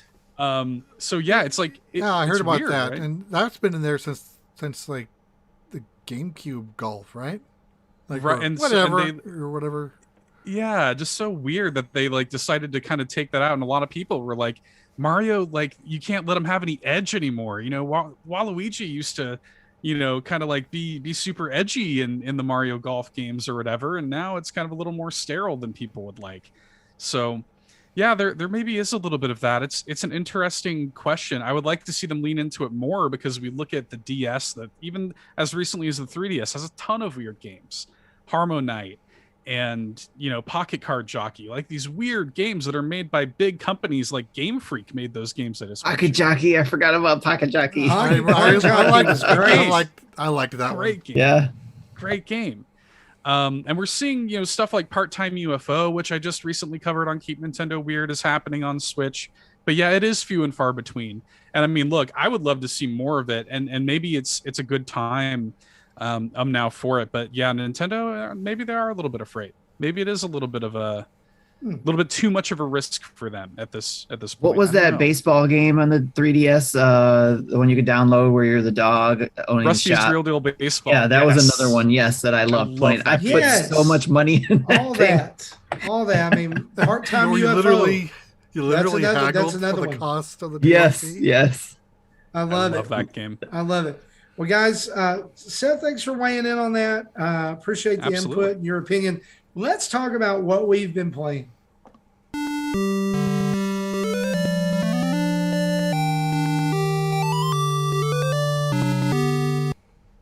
Well, Seth, you are our guest, and that means you get to go first. So what in the world have you been playing? So it's kind of been like a weird week for me, really kind of weirdly busy. I haven't played a lot. I will say the one big game that I bought, like coming right out of the Indie World Showcase, was Axiom Verge. Excuse me. I played a lot of, well, not a lot. I probably played like an hour-ish of Axiom Verge, just to kind of like get a feel for it. I really want to dive in. We want to cover the show on all end, or cover the game on all end, of course. And yeah, I've been enjoying it. What I've played so far, it's got a couple of little like design annoyances that I've bumped into, but I mean, like overall, it seems like it's worth the wait. It seems like it's a solid follow up to Axiom Verge. The game's opening, I don't know if you guys have played it yet, but the game's opening is a little out there. It's they kind of went for it with the game's opening. It's like weirdly dark. They're doing some interesting things like already, just right out the gate with Axiom Verge2. But I'm looking forward to playing more of that as I get time. But the big thing for me lately, you guys, and this is a little like non-Tendo, I guess, but I've been playing a lot of Halo 2, weirdly. Like, that's been kind of a huge thing for me because, like, I don't know about you guys, but for me, a lot of the times I just get a spare hour here and there to play games. That same. Yep. Exactly. Right. So what I've been really enjoying lately is just going on Master Chief Collection for like an hour and streaming it on my personal Twitch channel and just like playing some Halo 2 and like listening to some chill music and talking to chat and stuff like that. And that's just been kind of my vibe lately. I haven't had a ton of time to sink into games. I'm kind of dabbling in a lot of things, but I haven't had a good solid, like, hours of just time to like sit down and really marinate on something in a while. Game sampler, right? Yeah, I'm doing the Justin Masson game sampler thing, right? Yeah, absolutely. But a little Skyward Sword HD here and there when I get a chance, and I played a little Part-Time UFO to kind of like gear up for the episode of Keep Nintendo Weird we did on it. But I mean, yeah, nothing like major going on with me right now. The game of life, as we say, Yes, that's what takes up most of that time. Mm-hmm. I agree. Yeah. That's the tough part about having to be an adult and do the adulting, when all you want to do is play games all the time, tips, right? Yeah. How do you a question that? about that later on. So. Yeah. Okay, cool. Yep. I totally get you. Awesome. Jesse, let's throw it over to you. What have you been playing? All right, so my weekly Mario Golf as part of Monthly Mayhem. This I think I did decent, but I know I still probably it's less than the median. But it's it's this week's we had to use the new Dunk City course in the pro version, and we had to use either Mario or Pauline, of which I had the 2-star clubs on neither. And I don't know if you haven't played New Donk City yet. Everything's a 3-par hole. The amateur version is more straightforward, but the pro version, like, there'll be a building in your way, literally. Got to use the lob shots and whatnot. Yeah. Yeah, or if you need to be able to curve the ball when you want it to do what you want, and while you don't need the 1-star, 2-star for distance, you don't need it for distance, but you do need it to be able to curve the ball the way you want it. So I did a run before I upgraded the clubs, and then another run after I upgraded the clubs, and it shaved like 4 minutes off my time, which is still 5 minutes more than what Drew posted. But, of course. I have no intention of beating him. I just want to beat John. And so far, I think I've been ahead on that. So yeah. We'll find out Saturday what week 7 will bring. See, did using New Dunk City help level up quickly? No, it didn't, because there are no coins, even when you're playing. Right. And it's the coins that make you level up. So if you want to grind, I set up one of the other courses as a speed golf with power shots on, so there are coins all that are spawned, so you can collect them. But yeah, even with power shots on, I don't think there are any coins because there's nowhere to run. It's most of the holes are like 90 yards to the hole. Yeah, very small. Yeah. Yeah. At first, I thought I'd use that to level up. Like I got 200 points. I'm like, nope, I'm not using this. I need to be playing games that can get 9 or 1000 at a time, not 2. Yeah. Anyway, so I turned in my scores like really early for a change. Okay, then Skyward Sword HD. I finished it. I rolled credits. I think I 100%ed it. Nice. Had all 20 hearts. I think I got all the goddess cubes. I didn't like the bamboo cutting game. There's no big reward for that other than rare bugs and stuff like that. And rare components. But I'm wasn't interested in that. But the mini games that did give you heart pieces, I did complete them. Like the fun game or whatever that was called, I actually did that on my second try that day. I had a video clip of me landing on it, and I sent it to my son, and he goes, "I hate you," because he said he took him 2 hours one day to grind that out. Wow! and it was mine was a lucky dive. As I was following through, once I went through the 5th ring, I saw the one space, like it's going counterclockwise, so it's about at the 8 or 9 o'clock position as I'm going through the last ring. So I figured it'd be around the 2 or 3. So I just slammed it to the right, and I just landed on it. There was no aiming for it. It was just dumb luck. Anyway, so if you go back on my Twitter feed for about a week and a half, 2 weeks ago, it's out there. Anyway, so it was a fun game. I liked it. I've always liked the game, except for the parts that I didn't. I originally called it was a good 50-hour game. That would have been a great 30-hour game. Right. And with the new quality of life updates, it definitely is a shorter game. I think I rolled credits at 41. Nice. Yeah, I think it might have been Game Explained. Did an analysis of time from start to landing on the surface. They did it in like 15 or 16 minutes, trying to do it as fast as they can, skipping cutscenes and whatnot. And they duplicated the same on the Wii version, and it was like 46 minutes, 3 times as long. I'm like, I did not realize that they shaved that much time off. So it was good. Nice. Okay. Tetris 99, I did manage to play this weekend and get that theme before, unlike the last 2 themes that I missed. But I was really upset at it. I think I broke the top 50 twice in an hour and a half. I think the best Yes. run I had was like 43. So I'm doing 5 or 10 at a time. Once I only scored 1 point because I didn't even break 90. So I'm like, this is why I don't care anymore. I don't. I think I said that on Twitter when I shared my 94th place score.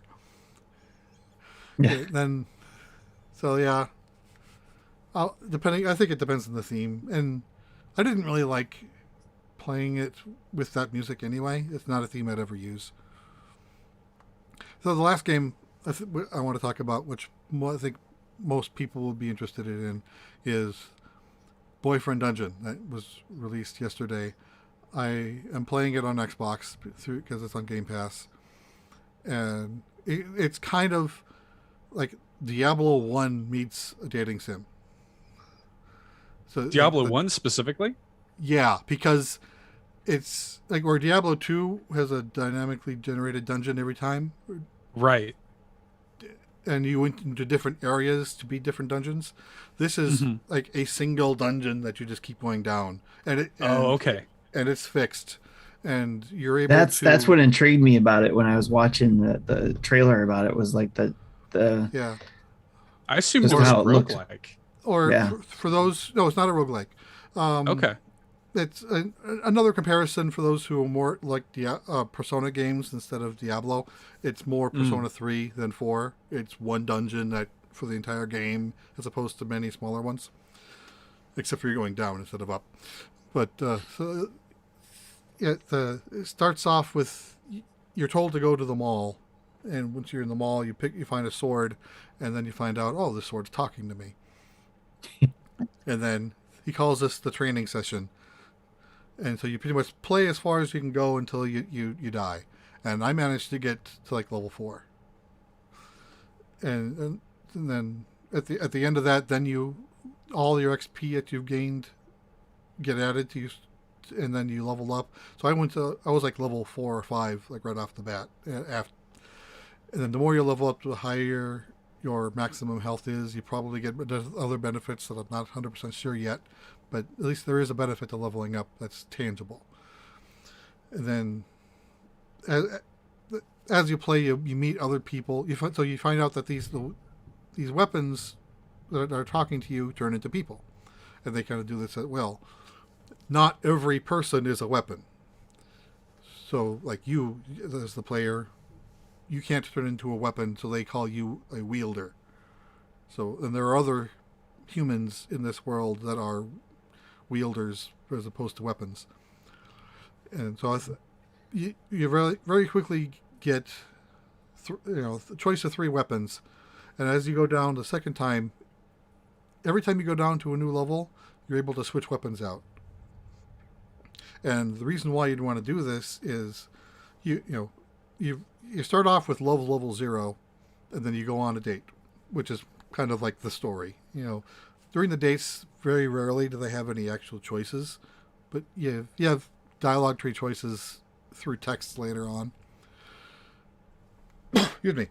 So when you go on your date, then you rank up to 1, and then in the dungeons you have to level up to max out that level 1, and then you open up another date, and you get to 2, and then 3, and the higher the level, the more abilities it'll give you while that weapon is equipped. So what I've been doing is I've been favoring one specific weapon, and I'm kind of maining her. And again, all the weapons are not men. There is a woman weapon as well so far. And a cat. I haven't gotten to the cat. I want to play. I want to play the cat one. Yeah, so I'm not sure how that would go. So I played until I maxed her out, and then while I was still in the dungeon, I switched to another weapon to max him out, and then I switched to the third weapon. And so I haven't maxed out all the weapons to this point, but then when you get to level 5, there's a boss that you have to beat before you can continue, and then level 9 has another boss. And it took me like 3 tries to beat that level 5 boss. But with the dagger weapon, because it doesn't do as much damage per hit, but she swings faster, so probably has a higher DPS due to that compared to the other weapons. And her abilities that you have an ability that I think pushing B you roll away. So her ability is you can confuse enemies if you roll away, and then this next level you have a choice between which ability you want. I chose you can roll farther, so I was able to. That's how I beat the boss. Is I was able to poke the boss and then I rolled out away from his reach. And the monsters you fight in this mall are like I got monsters in the mall again. Jeez. Yeah, but they're the monsters that form are different for every person who enters it. Is based on what your greatest fear is. So part of this game, part of the story of the game, is you trying to not only figure out what your fear is and why, but probably how to overcome it. Again, I haven't gotten that far. So the furthest I've gotten was, I think I beat the level 9 boss. I don't remember. If I didn't, I didn't get much further than that. So I'm still really early in the game. Jesse, there's a question from Esco Richard. Is Boyfriend Dungeon fast paced? Yeah, I'd say so. It's using the Diablo 1 comparison, it's definitely faster than that. It's I haven't played Hades yet, but what I've seen, it looks like it's but that snappy. You're running around and you're poking with your dagger and slicing with the other swords. It seems pretty fast paced, and there's a little bit of character customization. Most of it's just cosmetic. There is one hat you can wear that can change a little bit of your abilities, but most of them are just literally cosmetic and don't do anything. But nice. I'm having fun with it, and I was hoping to play more before the show, but didn't get a chance to. I did add it to my wish list, so because I am curious about playing and getting to use that cat. And then I've since found 2 additional weapons that I rescued from in the dungeon that I haven't had a chance to talk to out in the city to start their dates. Are there a lot of cutscenes in this? Another Esco Richard question. Good questions, by the way. Yeah, it's hard to. Wouldn't exactly call them cutscenes, but a lot of the game is you get text on your phone, not only from your mom, which if you don't want mom bothering you, that can be shut off. But some of her conversations are still funny. You get texts by every other character that you meet, and sometimes you have options about how to respond. So there hasn't been much story yet. But that's probably the most story we've gotten out of the game so far is just through the conversations on the phone. And there is you get to meet and greet many people, and you're able to take a person as a +1 if you choose to. You can choose to go alone. But I chose that one girl that dagger that I think I'm like wanted to know where that goes. So you actually meet at someone, I think it's your cousin's house, and his name is Jesse. Nice. He's the first character that you meet. Nice. Well, thank you, Jesse. Tim, what have you been playing? I've been playing kind of like the basics, just like Seth was saying. It's been hard to find time to play. and had to squeeze in like Mario Golf Super Rush to get in time for the month of mayhem for that. And I'm going to have to get on this week's too before the time is up by the end of Saturday. So, but I did get in Tetris 99 because I wanted to get that done. And I was in shock that I remembered to do that because usually we forget. So I remembered to get on there when I found time to play, and was frustrated with the same things Jesse was in regards to getting, like first game I played, I got over 50 ranks and then was out, and I was like, oh, okay. The first game I was like, I'm feeling this is feeling good. And then it just seemed like every game going on from there was getting worse and worse and worse and worse. And then I just stuck in like getting knocked out really quick. I was in like in the 90s and kept having to play game after game after game. And then the last game I played, I got ranked 16 out of all those other ones. I was doing terrible, and I got up to 16, and I was like, yeah, wow, that's better than all the games I did. I still haven't been able to, except for playing against the computer, I haven't been able to get the number one spot yet. So at least I don't remember. I think the best I've ever done was 4th, maybe 3rd. Yeah.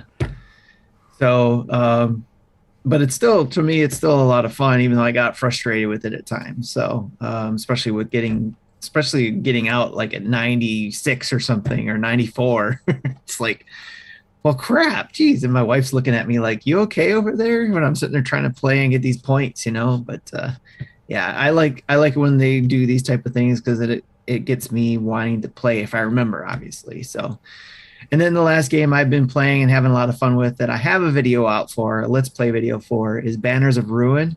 If it's not out, it will be out. It's in Justin's hands now. So it's a game I've been having a lot of fun with. It's a deck building game where you progress kind of like Slay the Spire. You're progressing through, in this case, I guess, through a city. Not a tower or a spire, but a city, and you got to pick 3 paths. This game came out 2 weeks ago. Yes. And you got to pick like 3 paths that you're going down as this family of, not family, but this group of animals, I guess, because they're all different animals. So, but my 2 characters I've been playing with mainly right now is a bear and a mouse. But it kind of gives me Game of Thrones vibes in how the house of this family is fighting against this house of another family, and little red wall action. Yes, so it's like it's been a lot of fun. I'm still learning more. I haven't gotten past the first battle to where I'm hitting a wall and having to upgrade my cards and get really good at what I'm doing and stuff like that. But when I'm playing, it's a lot of fun. There's a lot of strategy involved, and I'm liking where it's going as far as building the decks go. And I know there's some synergies there. I'm really bad when it comes to synergies. I've been bad with that with Magic the Gathering too, with figuring out the synergies and stuff like that between, putting some cards together or whatever. So, but right now it's still a lot of fun. I don't feel like you have to know those synergies right off the bat. Maybe if I started tweaking the deck a little bit better or diving into the deck a little bit better, I could find some of those synergies. And I'm starting to see them a little bit more as I see them more and more as I play. So I think it's just a matter of getting involved in that. But if you're the type of person who sees those, like the Matrix, you see those things right away, and can put those synergies together, you'll probably do really well with this game. And I highly recommend it. It's up there on my list of recommendations if you're into the deck building games like this. And I would say, Marty, correct me if I'm wrong, because you are definitely the roguelike or roguelite type of player. This game, I think, is roguelike, where I go through and my characters die. I get to keep the cards, but I don't get to keep any of the levels they gain during that time. I keep any characters I unlock so I can play as those characters, but I don't get to keep any of their stamina or any like that. They start over fresh, zero, or not zero. So a roguelike is basically a game that the experience is going to be different every time. When you go in, the game mechanics are going to stay the same And there may be some things like Enter the Gungeon is a roguelike in that you can unlock different guns that will show up later in the Gungeon, but you don't know which ones are going to come out. This one may be the same because I unlock certain cards. I don't know which cards I'll get because of how they're shuffled. So I would call it a roguelike because a roguelite is that you unlock progression that stays with you. But the levels and things are still random. A great example of that's Flint Hook, which is a fantastic game.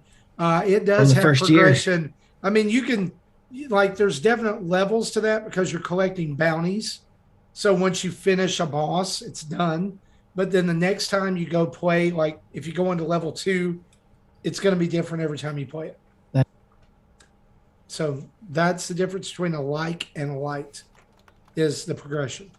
So are we getting rated right now? I think we're getting rated. Awesome. Let's go. Let's go. Daily Planet CK is rating with a party of 5. Thanks very much. What's up, man? Good to see you. Thank you. Yeah, definitely. Banners of Ruin is something I've been playing and having a lot of fun with, and it's actually, it doesn't get me upset like if I'm losing or anything like that. It's just I've been able to go to bed with the game and lay down there and get through a round of it as far as I can get, and then I'm done. I go to sleep. It's the same way I feel about like Enter the Gungeon or Dicey Dungeon or whatever. Okay. It's like you can't be upset about it. Right. It's like it's just it's inherently disposable. It's just right? it's just like I got through it this far. I learned something. Okay, I'll try it next time.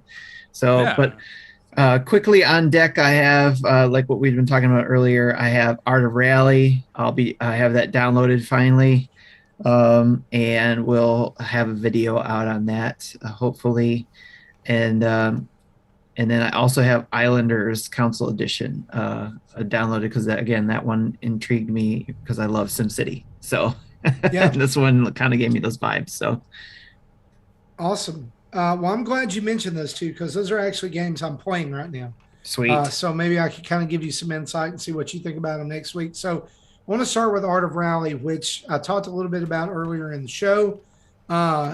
It's that 2D isometric racing game.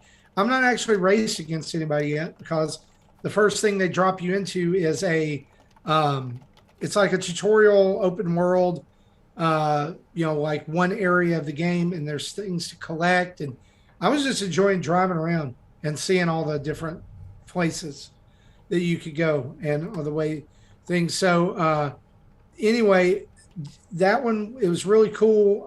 The controls take a little bit of getting used to. Just to be honest, like they're not very, I mean, they're simple, but they're not very, like, it's not, there's a learning curve to learning how to drive and stay on the road. So, and I'm still learning. Okay. But it does. Those drifting, this drifts a lot too, right? So when it tends to drift. But I don't know. I mean, like anyway. Like it does encourage you to go off-road at times to pick up some of the collectibles, so you get to see some of the physics with that and everything. But I'm probably going to dive into some more races tomorrow. I'll be able to talk more about it next week. But Islanders, man, what a pleasant little Zen surprise this game is. Tim, it's going to be right up your alley. I told you this in the pre-show. So I said too that it reminded me a little bit of Bad North. And the reason for that is obviously Bad North is you have your little troops and you're on islands and you progress from island to island, right? So this game is also set on islands, but all you're doing is building. You don't have to defend anything. You don't have to do anything. The game continues as long as you're able to, in the bottom left-hand corner of the screen, fill up a points meter or cross a points threshold. So, starting out, it's going to be like 0 out of 20. And it's going to give you 2 packs to choose from. So, like, you might get the Brewer pack and the Lumberjack pack, or the Woodsman pack. And so, depending on which one of those you place, you get different points. And each building has different rules. And so, you can even start to stack these on each other. Not like physically stack them, but stack the rules on top of each other. You'll be able to see one with each way you play. The game is – there's no time limit. There's nothing. The only limit is the points. if you make it to a point where you don't have any buildings left to place and you haven't met the point threshold, the game's over. You start over. However, after a certain period of time on each island, you're given the option to move to a new island with your current point total and start fresh. So the goal is like, because eventually it's island, right? You're going to run out of room. So the goal is to build it up as much as you can, and then you hit X, you move to the next island, and you're able to continue your score. The first game I played, I think my score ended up being like 200 points. I was like, oh crap. The very next round that I played, I was like 1,500. So you Wow. learn pretty quickly, and you're able to start like learning some strategies, because some buildings will come in and they'll get extra points based on what they're around, right? Like if you place a woodcutter or a lumberjack's hut near trees, it's going to get 1 point for every tree that it's near. But then there's like the lumber mill, and if it gets extra points based on how many lumberjack huts it's near. So then there's like a city center and mansions and houses, and they all work together. And eventually you can get to a point where you get a fountain, and the fountain plays off all the houses you've already. So it's very much like there's no like if you think about SimCity, there's no real way to like zone it out and plan it. So it's more of like just this really zen flow of a game, right? And like it just gave me like if you've played Mini Metros, I think Mini Right. Metro is available on Switch, and Mini Motorways, the sequel or the spiritual successor, Yes. is on Apple Arcade. I don't know if it's on Switch or not. It comes out on Switch in 2022. In fact, we have an honestly, interview with the developer. Yes, coming. I love Yes. it. It's because Nice. I love those games because they're very simplistic in their presentation and their gameplay, but it's something that you can just sit and sink a little bit of time into and kind of relax and play. That's kind of where I am right now with games. Like I need games I can relax with. And so I think this is excellent. If you're a fan of SimCity or even Bad North, and I mentioned Bad North because like when you do that and you go to those different islands, what Yes, you get is I kind see of that. random. Yeah. It's kind of random. You just kind of have to play with the troops you find and things like that. So it's kind of like that in a way. Nice. Visually, it kind of reminded me of it as well. But then, the SimCity influence is there, and the Mini Motorway influence, and it's $5. Yeah, you can't for beat $5. that price. Right. Yeah. I may have already purchased it and have started downloading it while you were talking.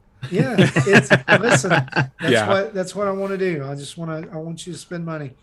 So Islanders is out there. I also restarted Axiom Verge because I played this on the Wii U when it first came out and never finished it. I got to a point where I got just real lost and confused. I was like, something else came out, and I decided to keep on going with it. But my idea is I'm going to play Axiom Verge before I buy 2. Or I'm with you on that one 100%. Yes. I hope we're going to get a code for Axiom Verge2. I've already asked Justin. I was like, can we do this? And I'm hoping.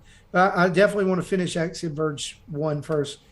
And then I'm playing, and I'll have a video on our YouTube channel next week for Jelly Break Deluxe, which ironically, Jelly Break was already on the Switch. And I think they've added to it and expanded it and re-released it, because when I went to look up the page and info on Nintendo's site, it said it came out on November 29th, 2018. So it's been out for a while, but this is it's a fun little co-op game where you play as 2 jelly blobs. If you play it single player, they're stacked on top of each other, and you just do everything that 2 players would do.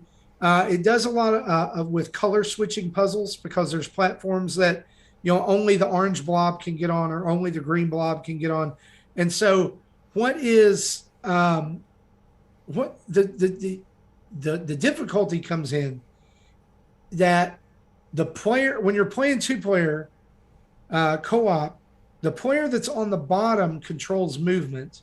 The player on the top shoots. So that's all they can do. Sounds like Triforce Heroes. And then That's what I was thinking. There's a you have to hold down the L button to switch colors, but both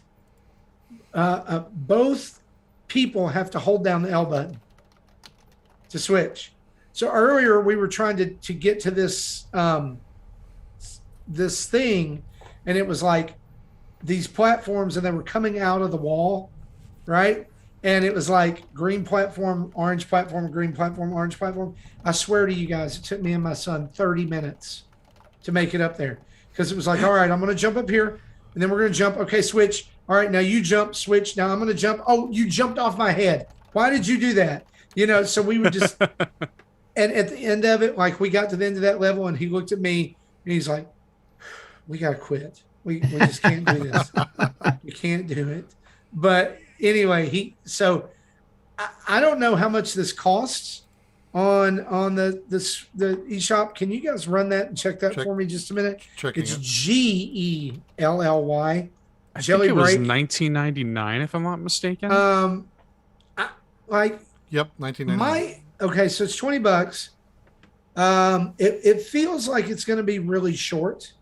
Just to be honest, like looking at the map, now the levels are kind of longish. They have different sections, but each level only has like a level and a boss fight. And then it has like, you can rescue jellies from glass containers. And like when you do so many of those, you can unlock an extra level in each one. I haven't done any of that yet. But my initial impression of this game is you're either going to really love it or you're really going to hate it. Because playing co-op, that the color switch mechanism is really frustrating to communicate together. Playing single player, that sounds like a Justin game. Playing single player, it just doesn't hold as much. Like, you get what I'm saying? Like, it just doesn't have a whole lot of bites. It's designed for co-op, yeah. It's designed for co-op, but the co-op's frustrating. Right. Having to confirm the color sense. switch like that sounds really cumbersome. Yeah. Last little game I want to add here, little game. I finished Skyward Sword HD over the weekend with about 28 hours in it. I didn't 100% it because I just really don't. Wow. I don't 100% games a lot, especially Zelda games. Like, I'll finish them with some hearts missing or anything like that. But I loved this game, especially like I said this to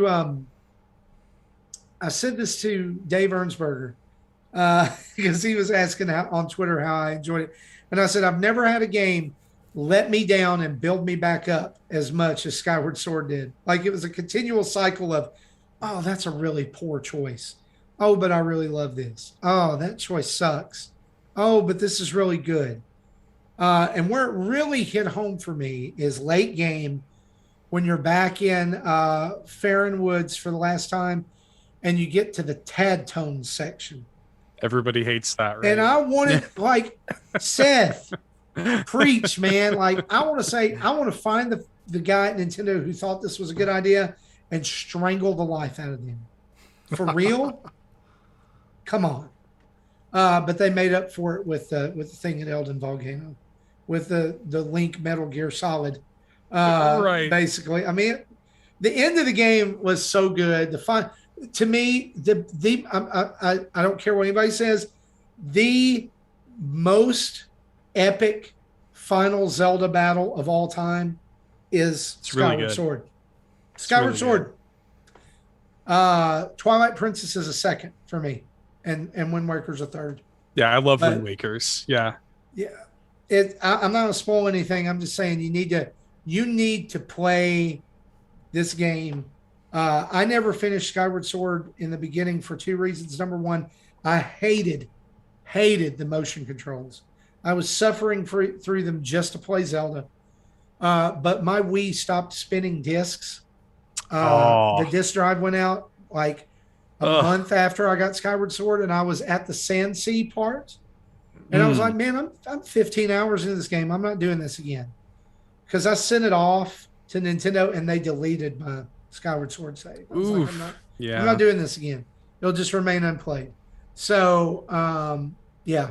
I thought I was going to go into this. I was going into it going, this is probably one of the worst Zelda games of all time. Come out of it loving it. I think it's great. That's awesome, man. I highly recommend it. So, guys, that's what we've been playing. Very quickly, let's head over to turn on the community spotlight.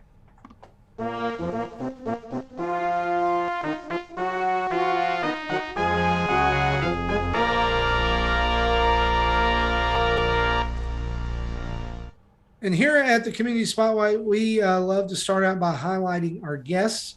And Seth, you are our guest this week. So why don't you tell people where they can find you? Tell them about your podcast. Tell them about all about any. This is your chance to plug you. Sure. No, thanks so much, guys, again, for having me on. It's been awesome. So me, you can find me on Twitter at $2 Hero. $2 Hero is kind of my handle on most things. Like I said, I've been streaming on Twitch a little bit here lately. You can follow me there too. But I do two podcasts. The main one being All In, a Nintendo podcast that I do with one of my best friends, Eric. And you guys got to have Eric on the show, by the way. He's a super interesting guy. And the way that we kind of got together to do All In is I had been doing the podcasting thing for close to a decade.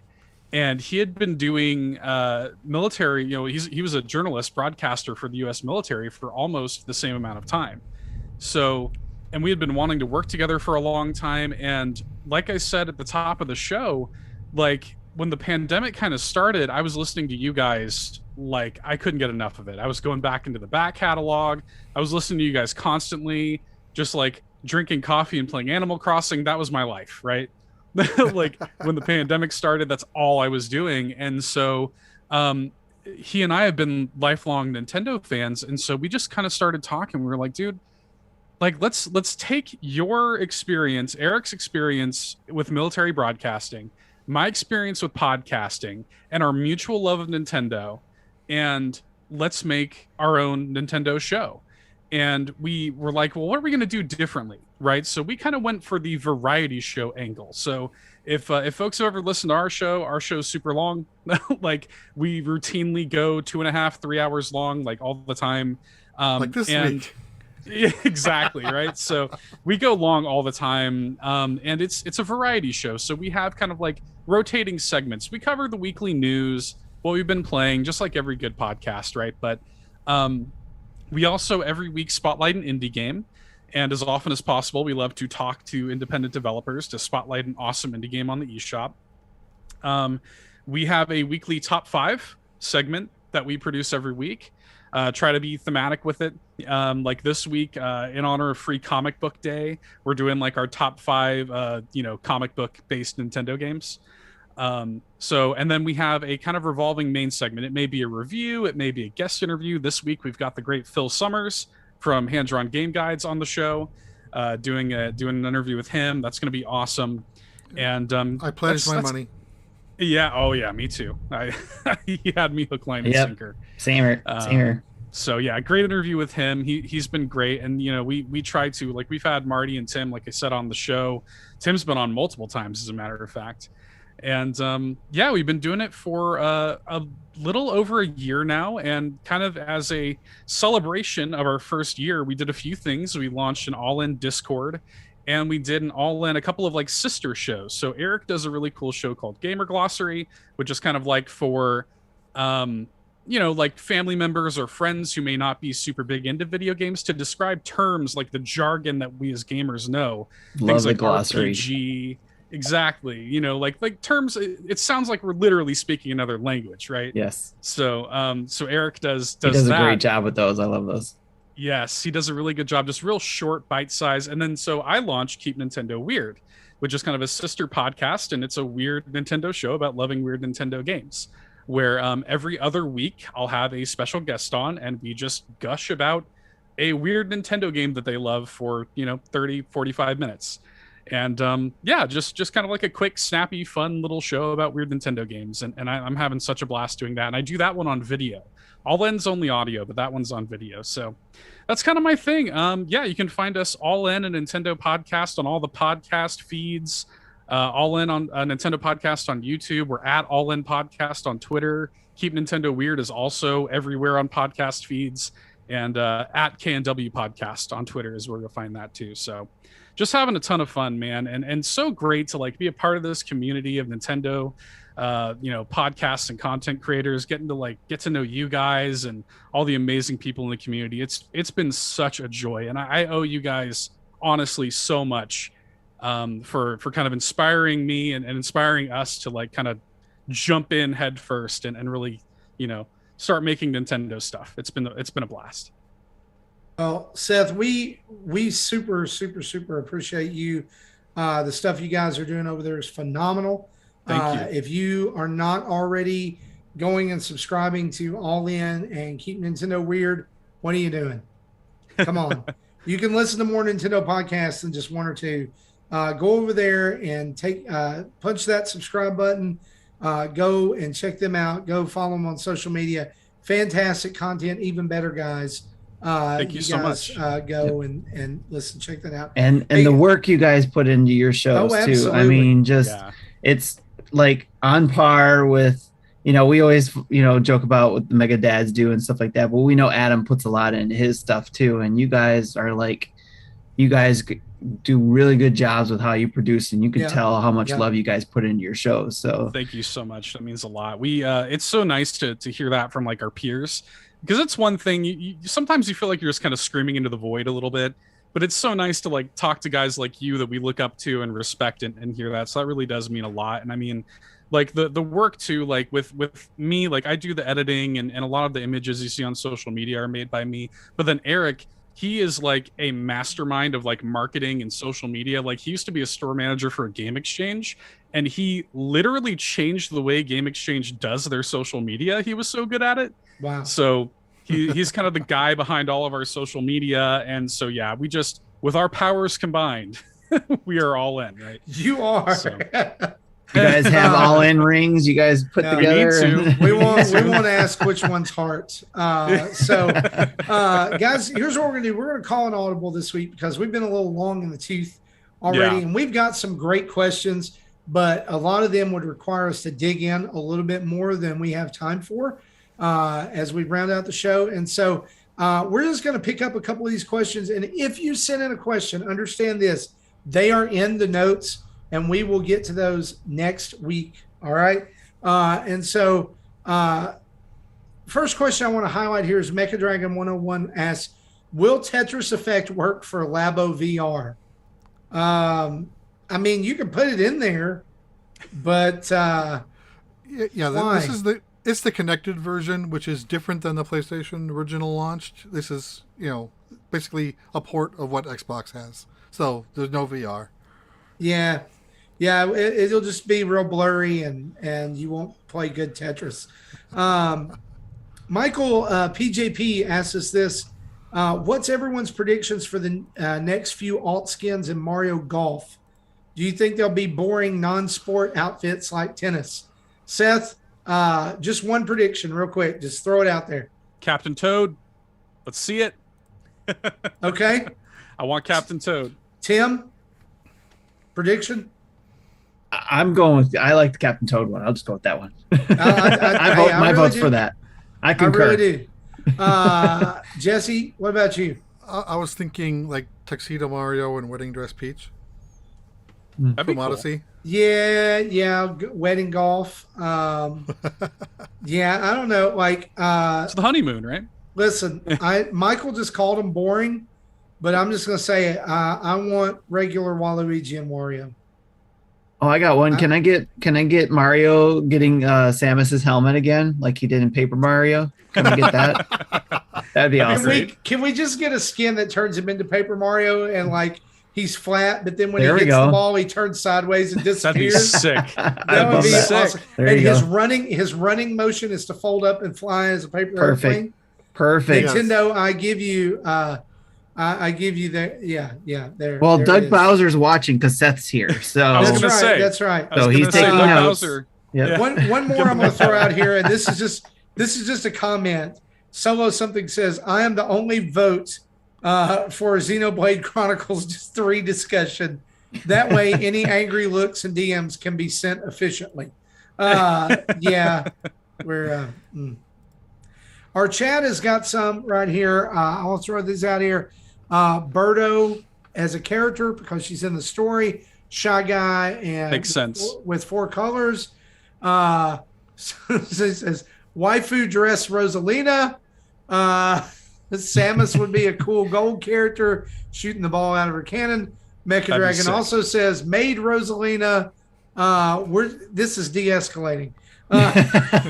So take that stuff to the dads after dark. I'm about to say, right. getting the dads after dark territory. God, please don't ask them this question. You're gonna get. That's coming. That's coming up in there. Manscaped Donkey Kong will be one of the. Here's the episode title right there. I love it. Yeah, Manscaped Donkey Kong. Someone actually gave us art of what that would look like, and it was horrifying. I had to bleach my eyeballs. Speaking of bleaching eyeballs, guys, thanks for hanging out with us here for episode 338 of Nintendo Dads. It's been a little bit long in the tooth, but man, Seth, thank you so much for coming to be on the show. Thank you. You are always welcome back here. Thanks for providing some very, very quality discussion tonight. We hope you guys have enjoyed it. And as we close out the show, we want to say a huge thanks to our Patreon producers, Dave Ernsberger, Antonio Contronio, and Solo Something. We also want to say a huge thanks to our over 5,600 subscribers on YouTube, almost 1,100 followers on Twitch, and the 16 people who subscribe to us on Twitch and actually get access to our Discord community and activities. Thank you as well. A quick reminder, you can get 20% off and free worldwide shipping on your Manscaped order with the code NINDADS. That's NINDADS. You can check out our merch store over at nintendodads.org/merch, where yes, t-shirts are back up, as well as other products featuring our logo and other things, brought to you by Redbubble. You can check out our website too. It's got all our YouTube videos, tweets, podcast episodes. It's got a way to sign up to be on our Extra Life team, by the way. Extra Life coming up in just a few months. You can also type us in anywhere on social media and find us. Just type Nintendo Dads, and there we are.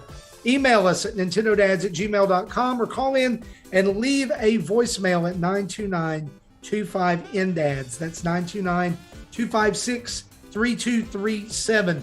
Big thanks to OC Remix for the music used throughout the show. And reminder, wherever you listen to us, go give us a 5-star review and some written words. It helps people find the show and, just makes us look good, right? I mean, that's the best thing. There's ain't no rating like a 5-star rating, because a 5-star rating don't stop. That's right. So for me, for Jesse, for Tim, and our guest Seth Sturgill from the All In and Keep It Nintendo Weird podcast, we'll see you next time. Bye-bye.